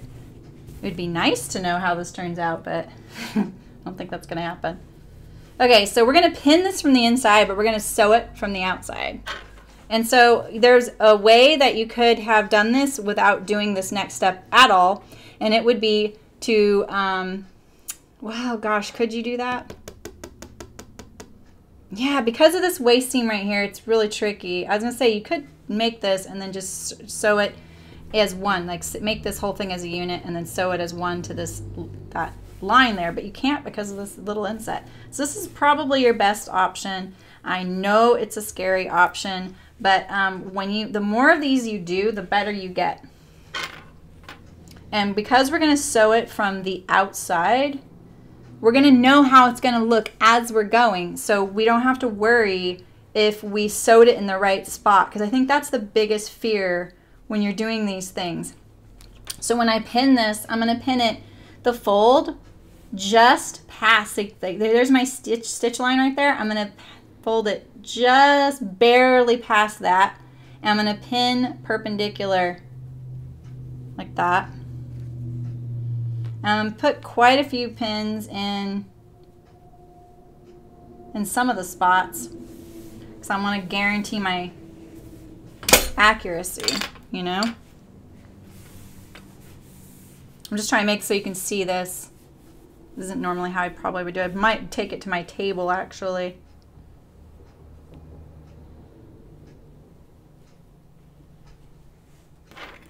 Get rid of this thread now. So normally these seams would go this way, but because we're enclosing them in this facing, they are going to go towards the center front, just like this. And that actually works pretty good with this dress because you would normally put the ties in that long seam, and the tie would push the seam towards the center front anyway. So this part's always like, oh, it's gonna look so good. And then we go to sew it and we're like, oh my gosh, I missed and it doesn't look good on the outside, and we're unhappy with it. But that's why we're gonna sew it from the outside. And we're pinning perpendicular so that we can sew right over our pins and not have to worry about taking them out. And so when I get to these curvy bits, I'm going to anchor it down at spots like this. Well, this is my seam. This is my seam where I pieced together the facing because I didn't have enough fabric. Shh, don't tell anyone. My Frankenstein facing. But I am still going to pin it right there. And now it kind of wants to curve right there. Just like that. It's okay if it goes a little bit past the seam even more. As long the seam allowance is quite wide, you're going to catch it. If you stitched right here, even though you have this flap here, it doesn't matter because the seam allowance is still in there, and no one sees the inside of your garment. We're not entering this in the fair. If it's your first time sewing this garment, I hope you're not entering it in the fair. But do, you know, like, that's a great experience. So then when I get to my shoulder, I'm going to anchor it down, and then I kind of pin around it. Like, I always go for my anchor points first. Kind of my, like, this is where I want this to land. That is really wide. Like that. That's very thick right there. You know, one way to make this curve a little easier to deal with is if you would have put a stay stitch around the perimeter of the facing. It might call for that in the instructions, to be honest. You can kind of pull it a little bit and kind of scrunch it together, and then it wants to like then curve there and fold under. Makes it easier on you. So here we are, just pinning around on our facing. And so if you're rewatching this, you can just fast forward, get to the end. I'm going to put that a little bit more. As long as this fold goes just to my seam, like where my seam is, or a little bit past, I know when I'm on the outside that I'm going to catch it, okay? As long as I don't sew past my seam when I top stitch it down, which I wouldn't do that, right?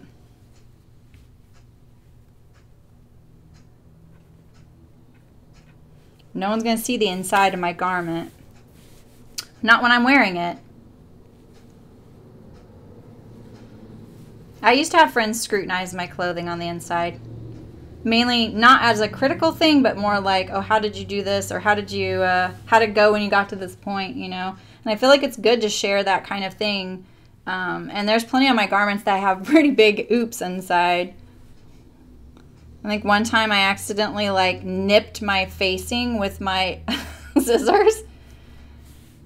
Yeah, and so I just patched it in a weird little heart, you know. I was like, whatever, you know, it's done, and I'm not going to cry over that. There's people starving somewhere. I don't need to cry over that.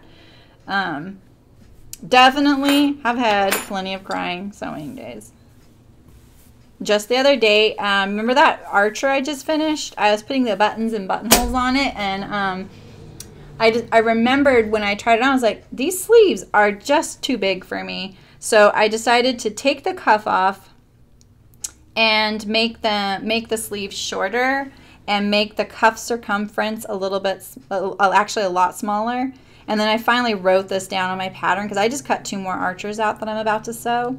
And when I was trimming the excess off of the sleeve length, I was using my rotary knife, and yep, you guessed it, I sliced right into my finished placket at the bottom of the shirt. And I just thought, I'm not going to think about that right now. I'm just going to move on and address that at the very end. And what I ended up doing, because it was right at the bottom of the button placket on the left side, I did that little detail you see on men's shirts. You know how I put the little label that wraps around the pocket or right there? That's what I did. I took a piece of bias in the chambray color and just sewed a little thing right around it because I meant to do that, right? So, all right, so we've got, this is the tedious bit, but we're setting ourselves up for success, and it's going to be it's like painting your bathroom or your bedroom or whatever. Most of the work is in the prep and the cleanup, right? If you set it all up properly, it's not so bad to sew. So I'm just kind of like making sure my facing is flat under there. I'm kind of moving it around to see if it wants to do anything different than what I'm telling it to do. I put my anchor points and then I pin in between so that it's a little easier. And the curve kind of wants to do that. And that, like, this looks really nice, but when I go back and sew it, it's going to have a little bit of a lip. That's because we're going to sew it from the outside and it's going to look like that. Because that's what we're going for. We're going for that showpiece spot to look really nice. Okay, so let's do some of this right here. I try and get the garment to lay as flat and straight as possible. That's what I'm working on mostly when I'm rearranging everything, because there's my grain line. I can see I don't want this doing this while I'm trying to pin it. It'll just fight me. It may like end up creating a wrinkle on the right side of the garment where the facing is. You don't want that. Okay. Let's anchor this right here. This is trying to push this way because of the bulk of this waist seam right here. The seam allowances are a little bit heavier being the French seams, right? I'm going to tuck that in there. I just tucked that little fold in there so that it doesn't hang out. Just like that. Then after this, which we're almost done with, we just have to the underarm seam and the sleeves. And the sleeve has a little like fake cuff, which we've sewn before on the Aster. So Nancy, if you're still here, the way you do the sleeve on this is I think exactly how you do the Aster sleeve. You don't have the seam on your facing. That is my Frankenstein piecing of my facing. I'm just using it as an anchor point.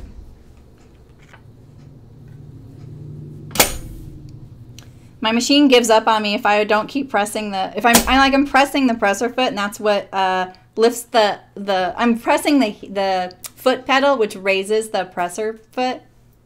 Oh, nice seeing you, Nancy. Okay, sounds good. And that's why sometimes it gets tired of me waiting. Like I'll be in the next room taking photographs, like, you know, and I'll hear this go slam because it's been like a minute or two. All right, we are ready just about to sew this puppy down. So I know it looks really nice right now. It's not going to look as nice when the stitch is down. Like it'd be so nice. Like you could hand sew this if you want. Like if you like hand sewing and you just want like an evening activity in front of whatever, a movie or the fireplace or whatever, on the front porch in the morning on a Saturday, go for it. I am not a hand sewer. I will do anything in my possible to skip it. Okay, so here's the outside. We want the garment not to do that, so put all the weight of it on top of the machine. Sometimes when it gets really bulky, I will actually fold it up and pin it together so it stays together. Okay, so we're just going to kind of take a look at this facing before we start sewing it down. Make sure it's actually going to lay flat. We don't have any weird bubbles, wrinkles, things like that, because you might get a little bit of that, especially if you used a linen like I did. Okay, so I'm not going to start right there. I'm going to start at, you guessed it, the shoulder. I can hear my pins falling off. Okay. I'm going to start on the back shoulder right here. Now, I'm just going to edge stitch along this curve, keeping my garment as relaxed as possible. This is like that is from the stay stitch that we did to kind of like hold it all together and stabilize it. Here we go. And the needle came unthreaded. See, that's the sewing fairy telling me something. Do you guys believe in the sewing fairy? You ever do that? Like you get all ready, you've pinned it all together, you start sewing, and then the bobbin runs out or the machine comes unthreaded. It's really hard for me to thread because I can't like put my head under the camera. I would have liked this little sewing fairy warning when my machine was making that weird noise. Okay. Oh no, it actually broke. The thread actually broke. Weird. I'm going to take this little section out because I don't need 2 start and stops on my garment. Good reason why I didn't backstitch there. All right, let's start again. It could be because of the thickness there. Let's see, I don't think the sewing fairy is trying to warn me about anything.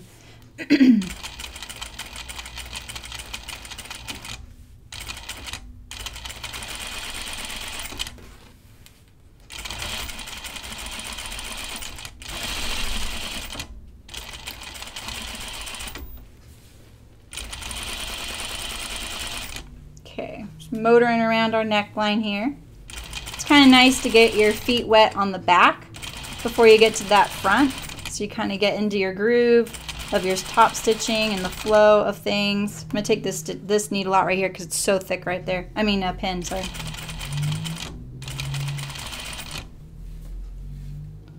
And now we're on the front. So remember, like my fold, I was making sure it went right past this seam right here, so that I know that when I'm sewing, if I'm to the left of this seam, I'm gonna hit that facing underneath.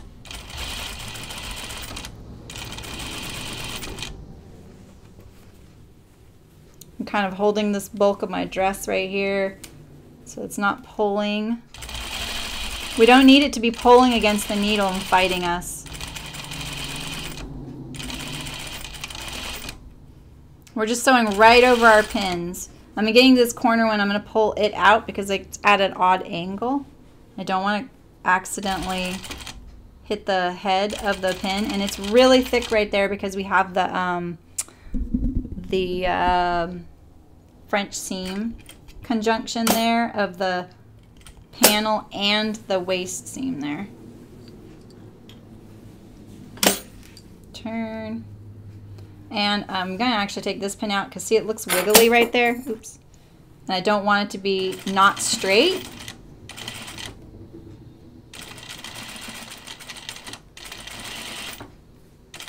See, that one looks a little wiggly. It's just because of the pin.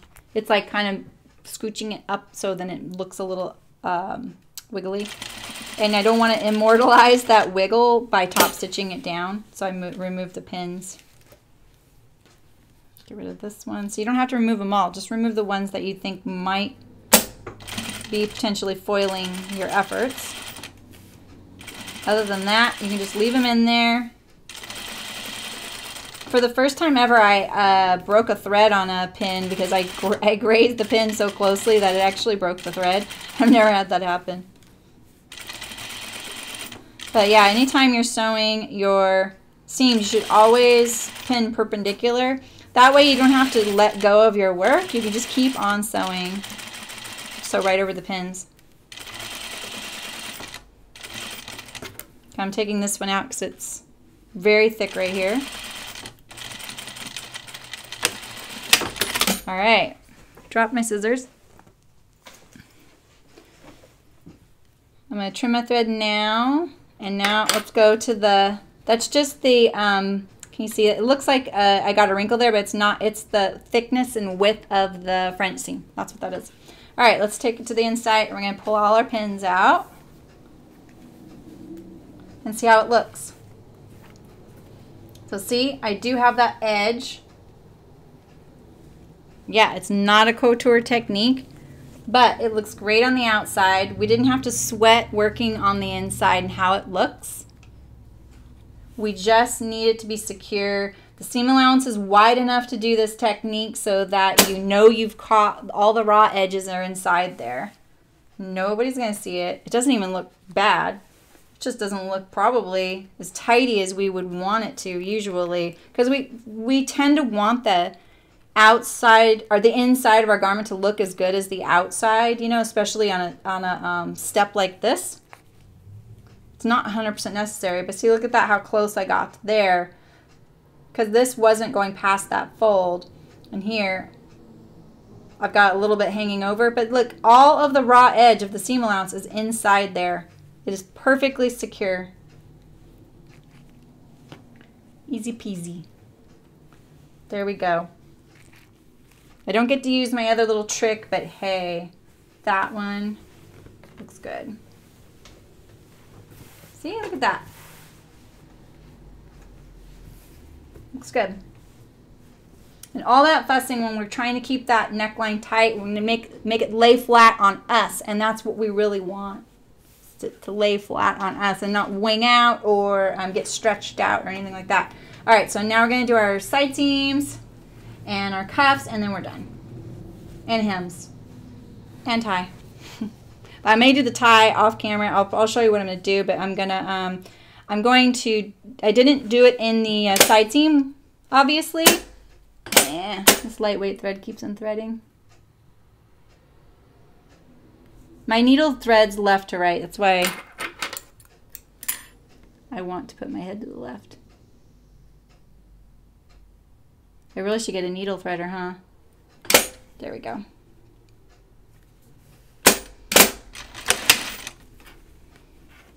So my tie, I didn't put it in that front panel seam like you're supposed to on the view that I selected because I didn't have enough. So what I'm going to do, because I really like the look of when that tie wraps around and then ties to the front. And my tie is certainly not long enough for that. You need a lot of tie. Like just tying a bow takes up so much fabric. So what I'm going to do is on my other one, I actually just tie a knot because it's less bulky at my waist, so like a loose knot. That's what I'll do with this one. But I'm going to anchor it at the center of my, at the back, but not at the center, kind of off the center. That way that when I bring it to the front, it kind of ties off to the side. That's my plan. This isn't a very long seam, so these will go quickly. And we'll trim them with our...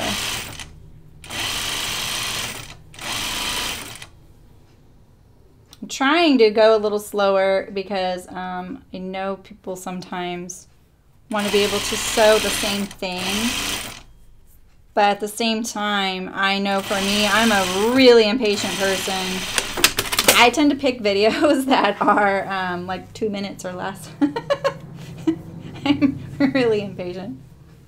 That's what I tell people when I meet them on knitting techniques. I just say, you know, pick the shortest video that appeals to you the best. Like if you don't like the way the person's lighting is, just move on, go to the next video. Don't like make it a slog, you know? And you know, while I wish I could put like 100% of my effort into making my stream look really good and professional and getting the word out and everything, I just can't yet. So hopefully you'll bear with me and it's not a slog for you to watch me. But I do make mistakes. I think I sewed this dress like 2 years ago. Feels like I just sewed it. I've been wanting to sew another one like since the day I finished. I'm really glad that this is the fabric. I would have bought more. So my size, like most of the sizes actually, call for 4.5 yards. And for the record, I did get this out of 3, but barely. And this fabric is much narrower than typical fabrics. So that was a constraint as well. So I think you can get this out of 3 yards as long as you respect what you need and which view you're using. Because 4.5 yards is a lot of material. And I did pre-wash this.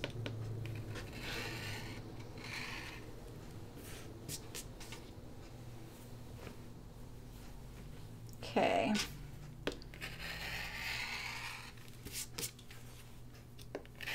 So yeah, so I won't be live streaming on Saturday. I hope you guys make something and let me know. The weekend warrior sewers. Just trimming my seam to get rid of all those threads for the front seams. Start at the bottom, just making sure I don't trim my dress.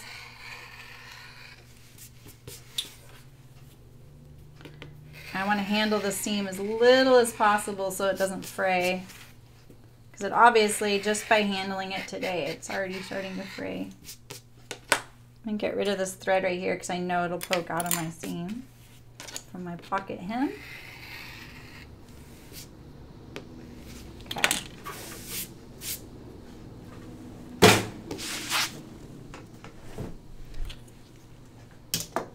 Oops.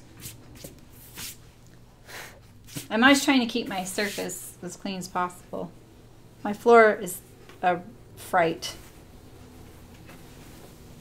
Most people that work with me for the first time are kind of shocked by how much I throw on the floor. Like when I'm at my table and I'm doing pattern drafting and I'm cutting out pattern pieces, I just throw the paper on the floor and then I go back and clean it up every day. Here it's a little hard. We don't have a sweepable surface, unfortunately. So I do sweep it with a broom, and it works pretty good, just to kind of do the big piece pickup type of thing.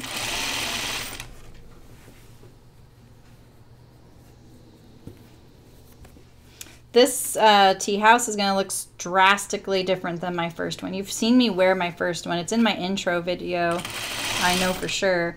And it's navy blue solid, and it's linen. And I felt a little bit like it looked like scrubs. Oh, look at that fabric flaw. I'm just going to leave that. If I clip that off, it'll probably create a hole. It happens. So this is a far departure from my dress looking like scrubs. But I really love blue, obviously. And I was feeling like I didn't have enough blue in my life. And I still, I guess, feel that way.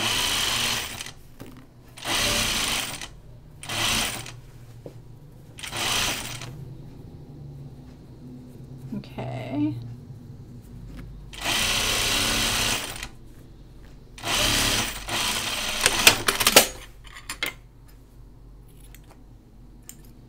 Lots of threads down there. All right. One more, and then we'll do our sleeve cuffs.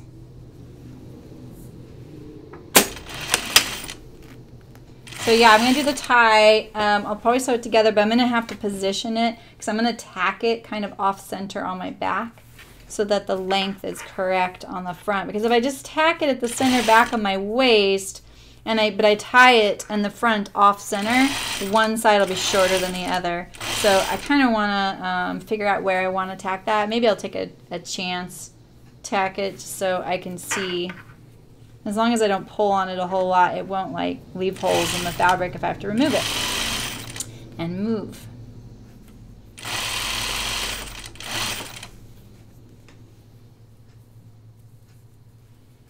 French seams sure make the garment feel so like sturdy, and I feel like the the structure it gives the seam makes the garment hang really nicely. I don't feel that way as much with serging and overlocking. I feel like that creates a texture in the seam allowance, and I also feel like the serger potentially can draw up the seams in a not so great way, even if your tension is okay, and I don't know what that is. And I also suspect that my thread shrinks a little bit in the wash, the one I use for work. I can't tell, like, it's kind of hard to shrink test. It's kind of hard to shrink test thread, but I'm pretty sure I could figure it out. All right, so this cuff is completely encased, so I don't need to do a French seam on the underarm. This, you know, it's like the short end of the cuff is technically the underarm seam. That's why I called it that. But we can do my little finishing trick on this one, where we're going to sew it to the inside of the garment first and then fold it to the outside. That way we don't have to worry about the stitching. We can stitch it out, stitch it from the front. Kind of like what we just did on that neckline, but even easier. Okay, so one of the ways you could do this cuff is you could just sew it like this onto the garment. And we could actually do that, like, it's better with a serger to do something like that. In one step like this. So just attach the whole cuff just like this. If you can finish that edge, then you don't have to do the seam finishing that we're about to do. That is totally possible, because when you wear it, you actually cuff it up over. So as long as you have that seam finish, you're okay. And in some, like, budget things, they will sew both seams so that they are to the outside of the garment, because the cuff completely covers it up. So they sew the whole cuff so that the raw edge, or it's not raw because you finish it, but that edge is actually on the outside of the garment, and then they cuff it over and then they tack the cuff down to encase it. And that way, if you see the seam poke out from under your, you know, like armhole or anything, it's actually finished. You just can't look inside the cuff very deeply. All right, so we need to turn this right side out. So we're going to sew our sleeve from the inside. Circle. There's a lot of dress on here. I've been sewing a lot of dresses lately. I had a request for the port side duffel, and I'm totally down for that. That'll be fun. Okay, so right side to the inside, to the wrong side of the garment. And I'm going to press my seam allowance of the underarm towards the back, which in this case is up. I'm actually going to turn my cuff like this so it is easier to sew. This is kind of how we're doing it, like this. Like this. That. I'm going to open my seam there. Oh, that's what's happening there. I saw something going on there. I was going to check it out.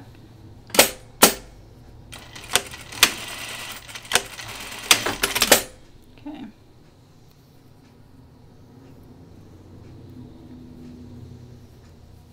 All right, I'm going to sew that like a 1/2 inch seam allowance. I wouldn't mind my cuff being a tad wider.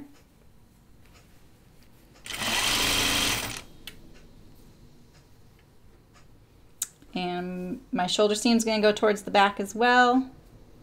Being consistent with what I did at the neckline, whatever you end up doing. It's nicer to go to the back, though. It's kind of the natural way to do it. And this shouldn't be hard to sew on. It should match perfectly if all your seam allowances are accurate. Like that. We'll do our other side now. You would want to iron this open. I know, I should have done that, huh? I have the iron set up too. Let's press this one though. The linen's so nice and responsive to just finger pressing.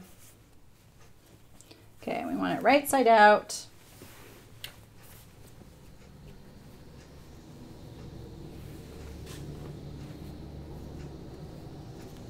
We line up that seam with the underarm seam. The underarm seam gets pushed back to the back of the dress. And then we're going to line up the seam to the seam just like that.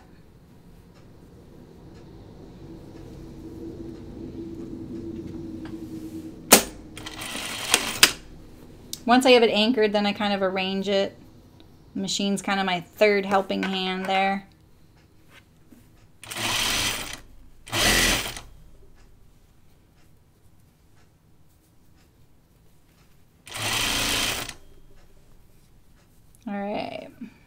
And then we'll finish the raw edge to the outside of the cuff, the outside of the garment. I don't even need to worry about that. I can, you know, trim that, make it a little even, but it's not necessary. Okay, now I'm going to flip my dress wrong side out because it's just a lot easier to sew these small circles from the inside of the circle. I don't know how else to call that, this little circle that we have here. So this one's a little trickier because it is pretty small. We're going to line up this seam here as our first anchor point. We know that's where that goes, just like this.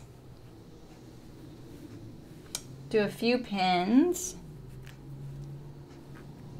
And we're going to be stitching this on the outside of the garment. So we know that when we stitch it down from the outside of the garment, that's going to look good. We don't have to worry about what it looks like on the inside. You can if you want, but you know, we're not entering this into any contests.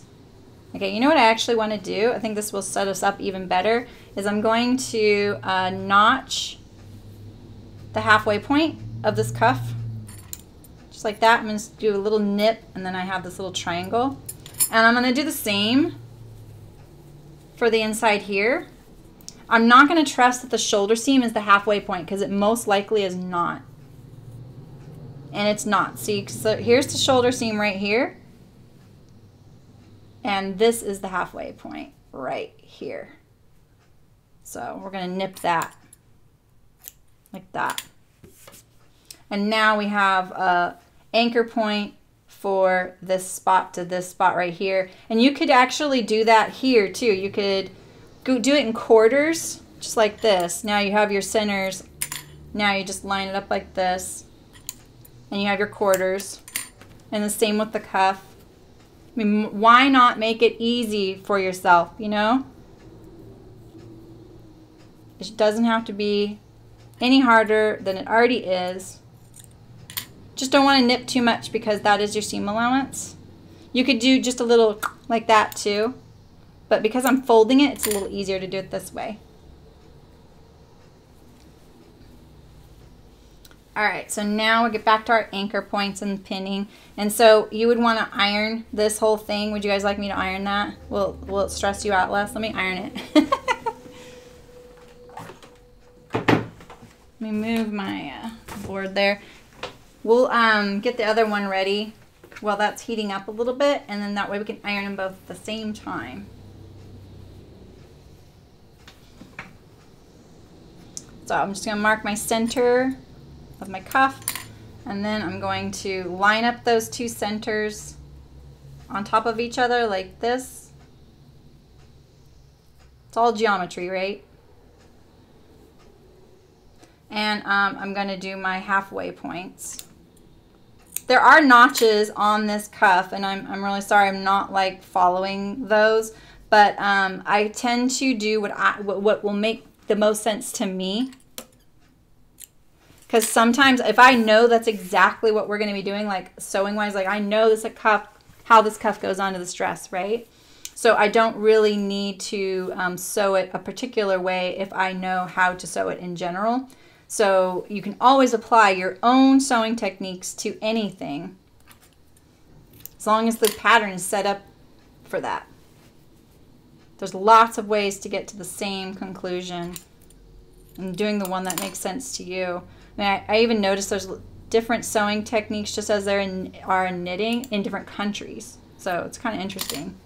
Just got to do what works for you. All right, so I'm just going to iron the seam allowance towards the cuff really quick. I'm going to flip it to the outside so it's easier to see my seam allowances.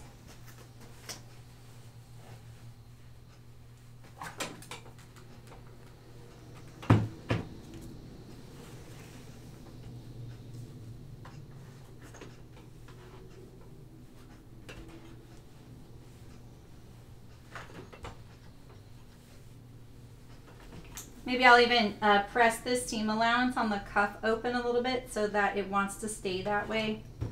Make it a little easier. Might as well. I'm here. Already got my backs to you. Sorry. But I know that ironing is just so much better for your sewing. And I know that I am skipping that step sometimes because I want to just keep going with you guys.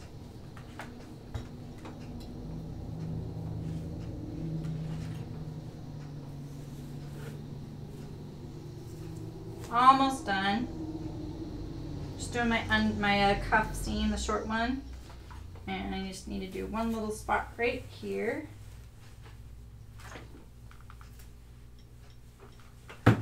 Okay. We go. You guys are hanging hard here with me, huh? Sticking it out. Okay, so we're gonna flip the dress wrong side out because I was just ironing it. Needed to see all my raw edges. It's a pretty small circumference right there on that cuff. So it's just easier to sew it from the inside.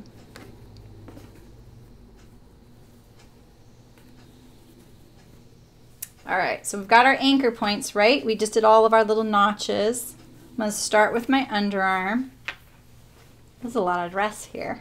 I'm gonna start with my underarm right here.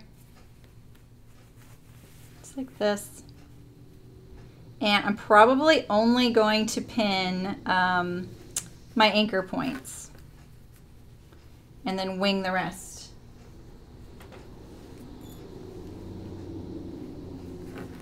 So remember, this is my final stitching on the outside, so I do want it to look nice and I want it to cover up the seam.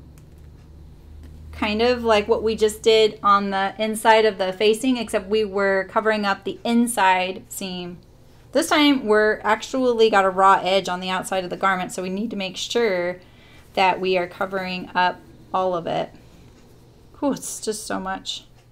Trying to find my, here it is, that's one point.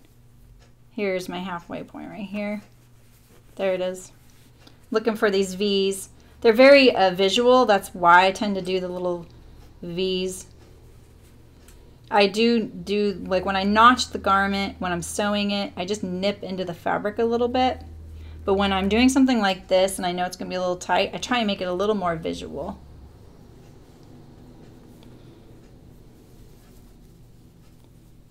What's going on there?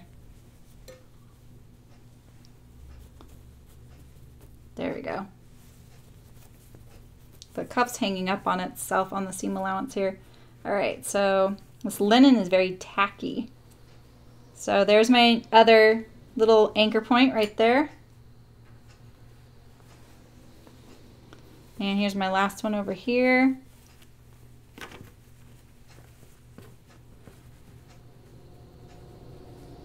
There it is right there.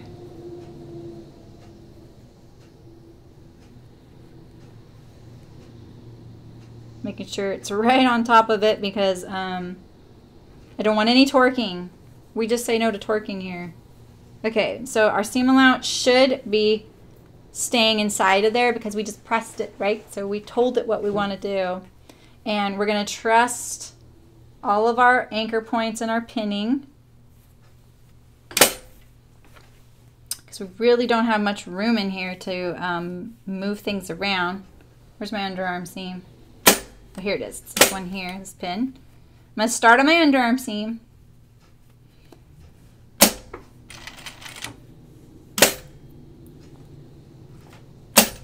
I always keep my pins out of the way. I know you know that. I don't really like them floating around on my machine bed. I don't typically sew with pins for work, just for my garment sewing. So I like to keep them under, you know, control. Okay, so this was my next anchor point, and that's my first one. So see, that's a very small distance. That's why I don't really need to pin it.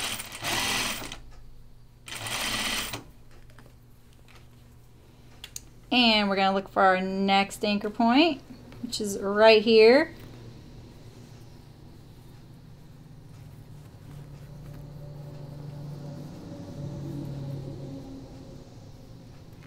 So in the garment industry, when they're like sewing in a factory, what they do is they want notches like about every 12 inches because that's about how far they can hold like that.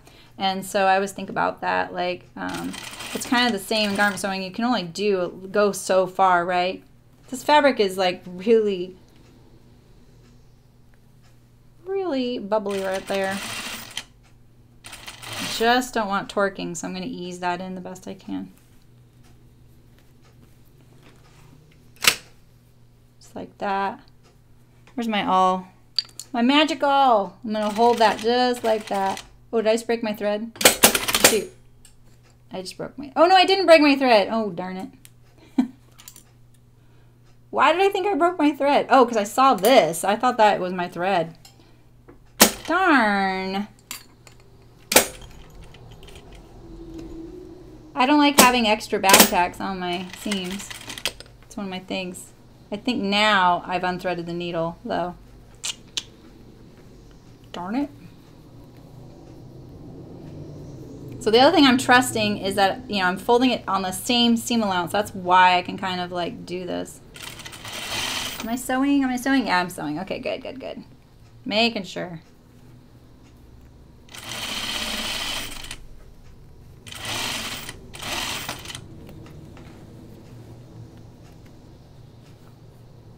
I'll have a section that's like totally flat and then the next section is kind of bubbly.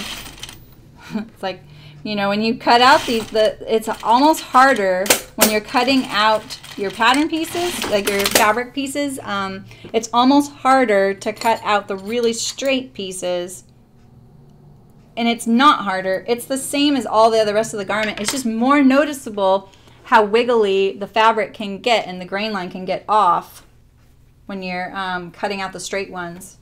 All right, so there's my cuff. That's the way it looks on the inside. It doesn't matter that I got off right there because I'm on right there. And this is the outside of my cuff. And the way you wear this is like this.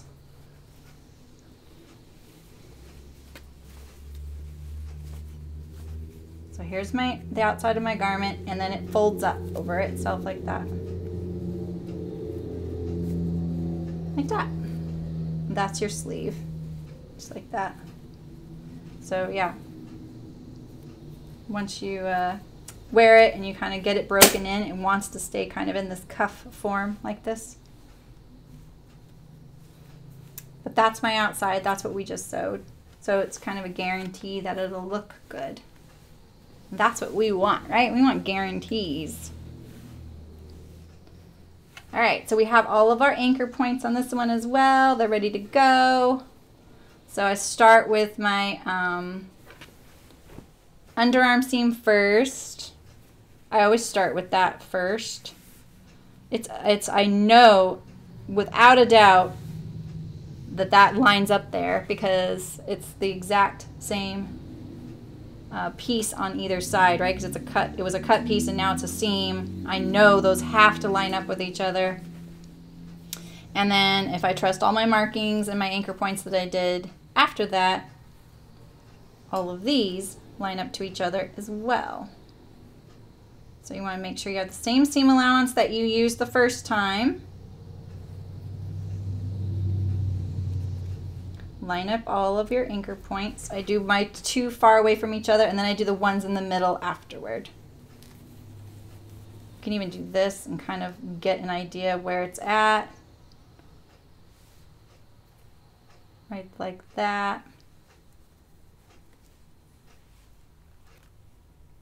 Just doing those anchor points. I'm not worried about anything in between yet, because I know that this is where I want it to be. And as long as I fold it on the seam allowance that I used on the first pass, line it up like that, that's how I want it to be.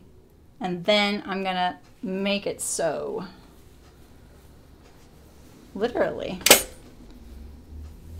Okay, we're gonna start with our underarm. Take out the pin.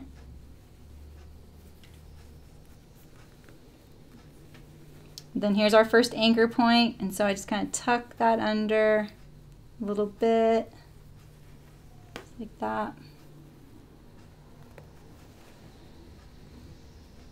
Oh man, linen, it just is kind of like, you know, wants to do what it wants to do.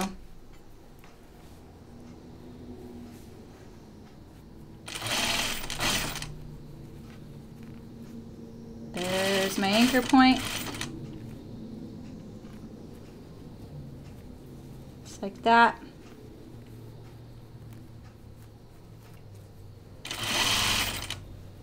All right, and it's a little bubbly right there. I was feeling this seam right here, and I thought I was catching my dress, and I was a little worried. I find like also like after I've washed a garment a couple times, once it's been cut and sewn into its pieces, it really starts to take its shape. Because sometimes I'll despair. I'll be like, wait, I actually sewed a trial of this and fit it and everything. Why isn't it fitting well now? The fabric's not much different. You know, it shouldn't be. And then once I like wash it a few times in the laundry, the way I pre-washed my fabric, it really wants to just kind of break in and become that garment that I was hoping it was gonna be. Okay, where's my awl? I don't want to tuck right there, but I might get one. Just kind of, I'm kind of easing it in best I can. Get this thread out of the way. There we go. Little wrinkle because I creased the fabric with the presser foot a little bit there. All right, there we go. It's the inside that we sewed blind. It's the outside. The cuffs over that. So yeah, you don't need to sew that one with the, you know, inside at your prime focus of your attention. Make it the outside, because that's the part that shows, you know. All right, so let's trim our hem a little bit, and we're gonna hem it up.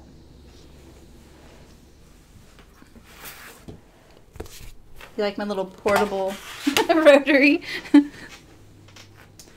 setup here? I have really big tables here set up for rotary knifing. You'll see in like some of my Instagram posts pictures of them, and they're really great.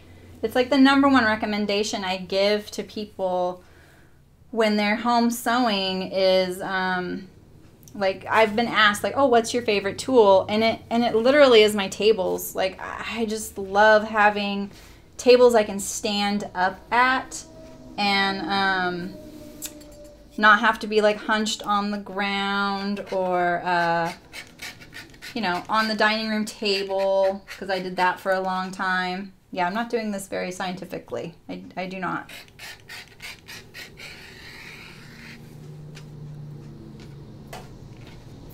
I'm gonna trust the hem that was given in the pattern. I'm pretty average height, so I don't have to worry about this. If you need more specific hemming, you know,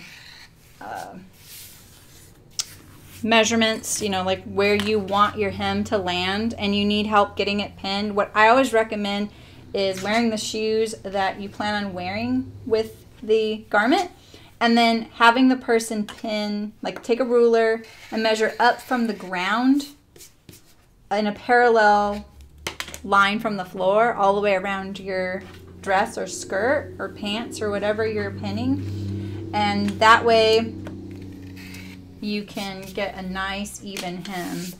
What I'm looking for right now is right angles at the seam junctures there, and just in general. I want a nice smooth transition going all the way around, because that's what's going to happen when I sew it no matter what. Even if it's not like that right now, it's going to get evened out as I'm sewing. So I make sure that it's like that before I start. There's a lot nicer ways to hem, I know. And you can do lots of different ways to hem it too. Like I'm going to just fold it twice, like this and like this. But you can, ooh, there's lots of different ways to hem. I'm going to start at the back, which is right here. And I'm going to start just on the back, but at the side seam. I always do this because I feel like when I'm consistently, and I always pick the exact same place on every garment to do it from, then in my head I know, okay, I'm coming across the front panel seam, and I know it goes towards the front. And I can kind of keep track, and then I can double check by just looking at the top of the garment which way that seam is pointed. I'm not going to back stitch it first either. So I know that this is my front panel seam, and it got pressed towards the front. And this actually got ironed, so it's obvious.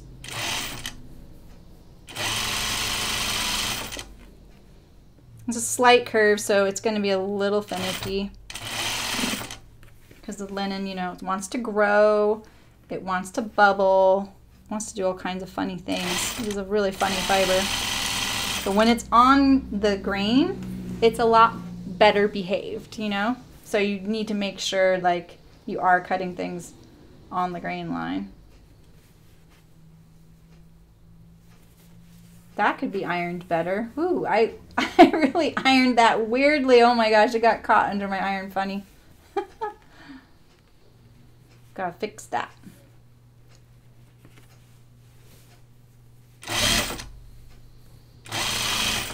Not having to pin on my hands. It just takes years of like paying attention to how the fabric feels in my hands and what it wants to do. There's times when I do have to stop and make sure that it's going to do what I'm asking it to do, you know, by, well, hello, Alaska. How's it going? We're almost done with this dress. I'm just at the hemming phase, and I have the tie. I don't know if you've been watching the whole time, but if you want to see the whole thing, it'll be uploaded as soon as I'm done, and you can watch me. I had some struggles. I kept forgetting to do my French seams in the beginning, so I had to take out a couple things for my stay stitches. Mostly, you guys just see me being a naughty sewer and then paying the price. Just like we all do. So you see, you know, because that's right on the grain line, the linen is so much better behaved right there than when it's like on the sections where it could be on the bias.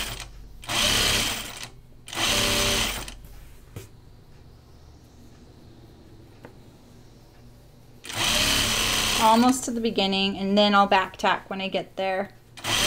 I didn't need to at the beginning because I know I'm going to when I get back there. And just in case there was an issue, it's just nice not have to remove my back tack until I know that's right where it's going to be. So, all right, that's my hem. Once it's ironed, it'll look really sharp. And all I have left is my tie. So my tie is shorter than it should be. But not by much, to be honest. So I'm pretty happy. I really scrimped on this fabric, Alaska. I don't know if you've been here, but I had to piece my facing together. I did not know that this is what I was going to sew this fabric into, was this dress. And when it hit me the other day, I was like, of course, I'm going to make the tea house dress. I love that dress. I'm just trying to pick which side I want my end to be. I think I want the flower, more flower at the front. This isn't even as wide as the tie should be either.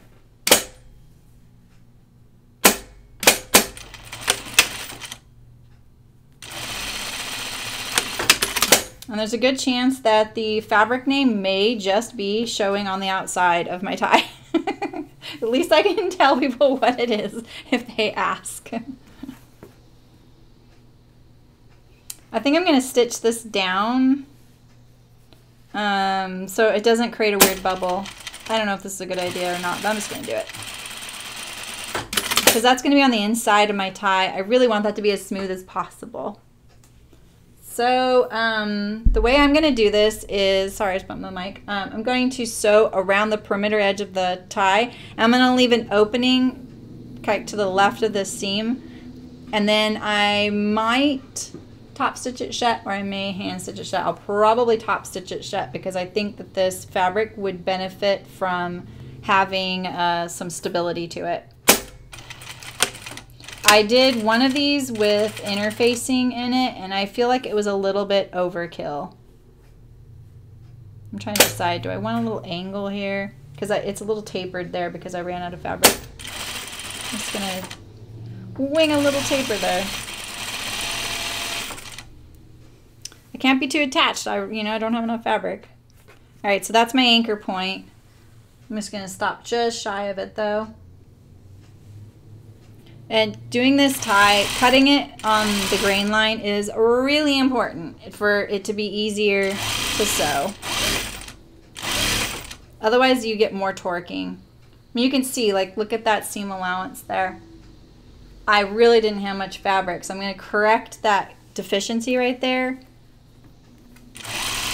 by sewing next to it, but straight, just like that. And I'll probably will have to edge stitch that shut. Okay. I'm going to back to there, leave an opening, and continue on. And I'm not going to put the opening on my seam right there because I don't want it to be a struggle to, turn it right side out and hide that spot.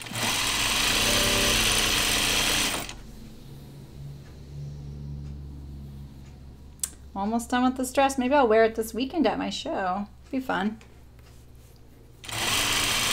I haven't checked the weather.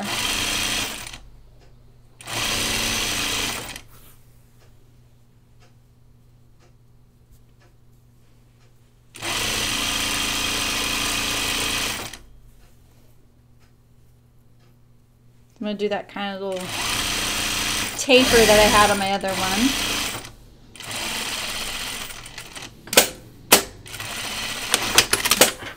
Oof, yeah, this fabric was a bit of a struggle as far as like getting it all to fit. So yeah, the tie is a wee bit funky. So that's okay. The tie is going to be just fine. Just kind of looking through here, making sure I got really, remember, because I want to stay on grain line there. I let that kind of slide there. And now I'm just trimming my corners here so that when I turn them right side out, they'll want to be nice corners. I've got my loop turner here.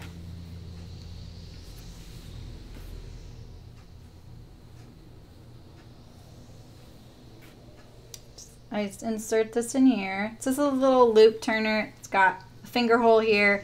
And this is a kind of a sharp hook so that when you insert it into the tunnel, like you can do this on spaghetti ties, if you lose a drawstring, you can't do this on a waistband to get a drawstring because obviously this can't bend, but you can use it for partly for that, like partially.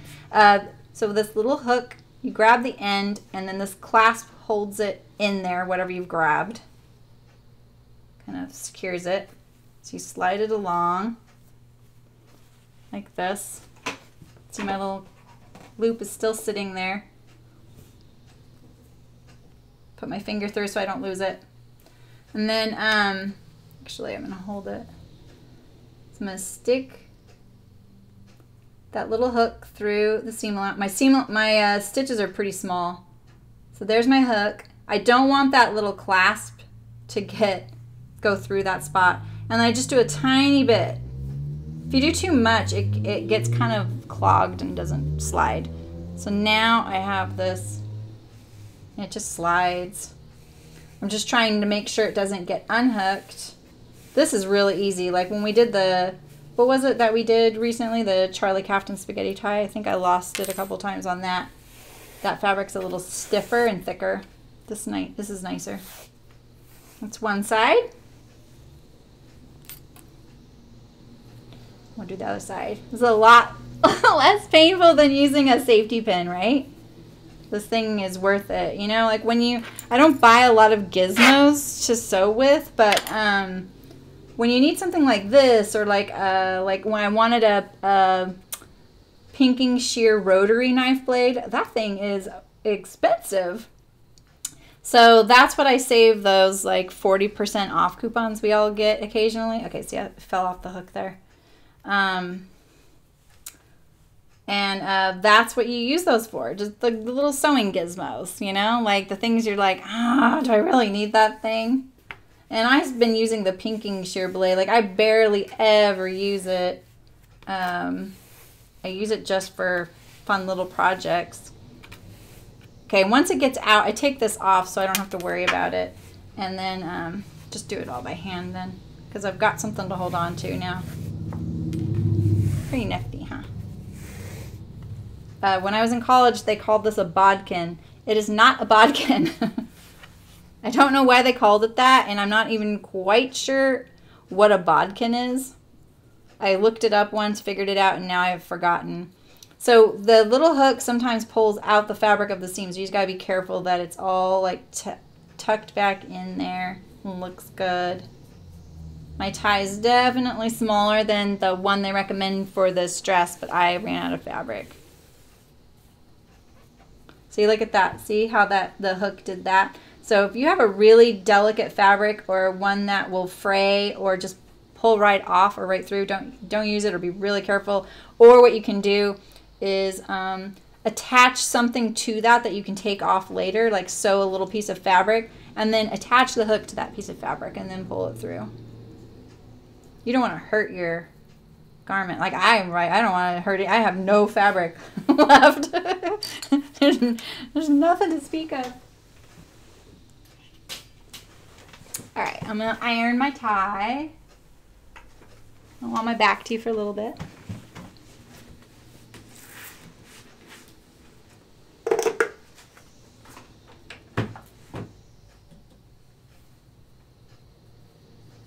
And I'm just going to attach my tie kind of off center at my back so that I get the longest bit I can, rather than, because it's not going to be able to go like wrap around twice around my waist. It's not long enough for that.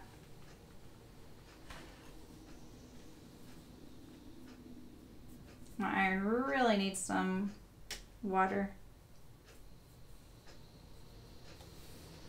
Do you guys have favorite irons? Because I find when I'm looking for an iron to buy, I go for the heaviest one with the sharpest point. I like heavy irons. They work so much better when they're heavy. I don't really know, like, I mean, I also obviously want it to have steam and things like that, but I don't think a really heavy iron would be without those things, because the heavier irons tend to be a little bit better quality. So they're not going to skimp on those other features. I have a friend who has an ironing table, and she just got it because a business was going out of business, and so she bought it from them. And it's really cool because it's almost like an air hockey table. You know how air hockey tables like blow air to make the puck glide? Well, it's the reverse. It actually has tiny little air holes all over it that are sucking the garment to the ironing board. And at first we were like, how's this going to make a difference? And she was like, oh my gosh. Once she started using it, she's like, this thing's amazing. Just holds your garment on the board while you're ironing. Kind of like an extra set of hands, which, you know, I'm a really big fan of having. So yeah, the fabric name is forever immortalized on my tie and on the inside of my facing, because they printed it really far into the fabric, and this is very narrow fabric to begin with. It's Nani Iro.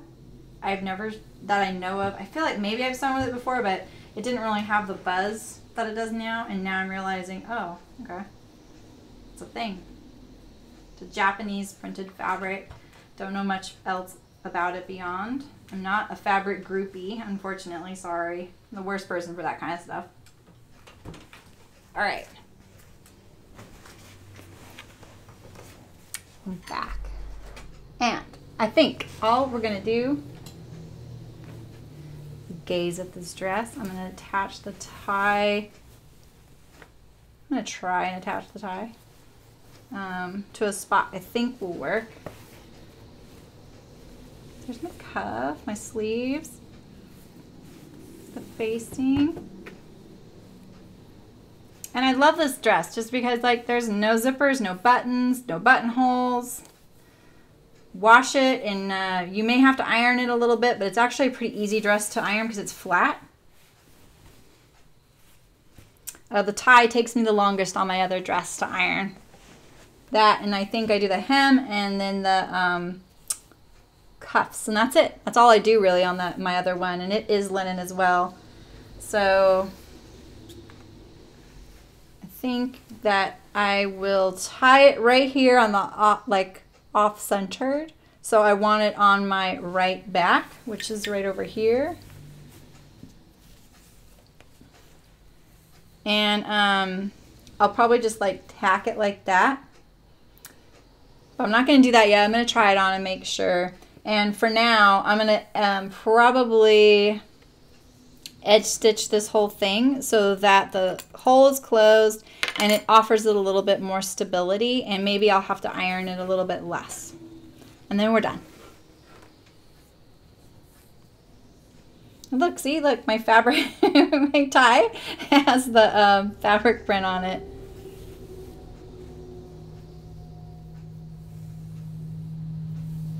Barely see that seam. Here's the hole right here.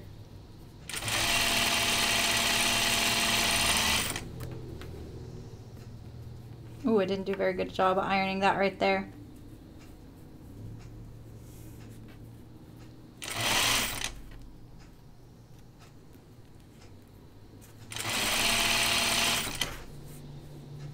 Okay, let's see. So my other tie, I actually did use interfacing or a second layer of fabric in there, and it didn't end up helping the ironing issue anymore. And it feels a little stiff when it's hanging. I think that's actually on a different dress that I did that on.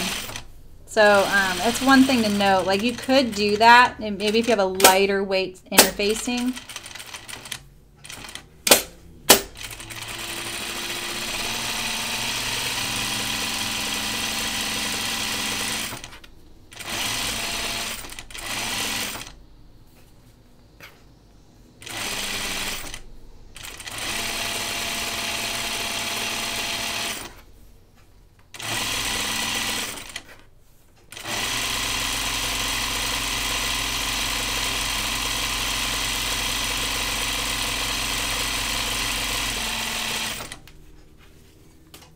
It's pretty long. It's long enough.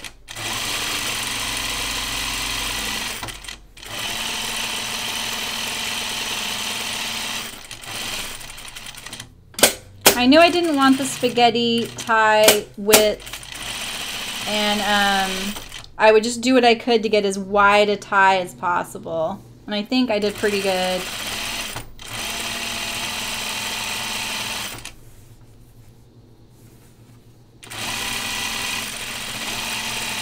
Trying to make sure that it's all flat, but I won't have wanted to iron it in a different way.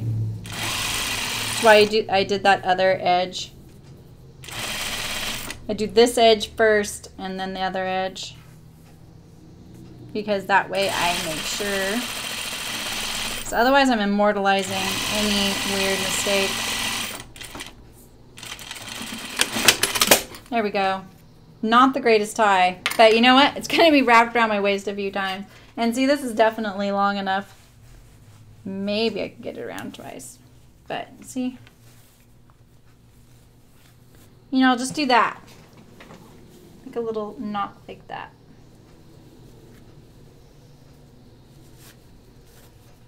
Like that, right? That'll be enough. All right, guys.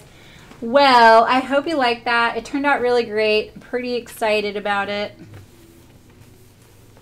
I feel like I could wear this in the fall, don't you guys think? I think so. Got pockets, completely faced inside, and the cuffs. We did an easier method, so if you're just catching this now, just rewatch the upload and fast forward through any of the bits that you want and get to the spots and rewatch what you want. Follow me on Instagram. You can find out what we're sewing or what I'm sewing next. Next Thursday, I think it'll be my Needle Sharp box, which is the dress, the shirt dress, and I'm sorry I'm blanking the name.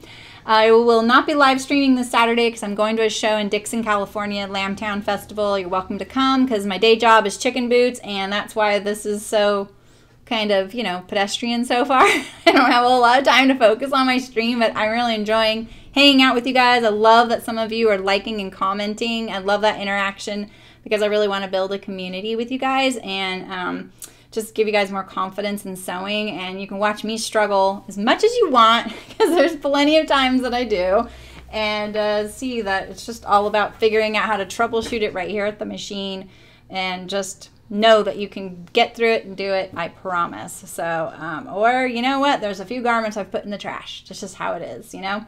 We are not experts at sewing that particular garment. We only got one chance at it so far, or maybe two. We haven't sewn it 15 times in a row. So you can't be too hard on yourself if you're not an expert in sewing that garment right now. So let's see.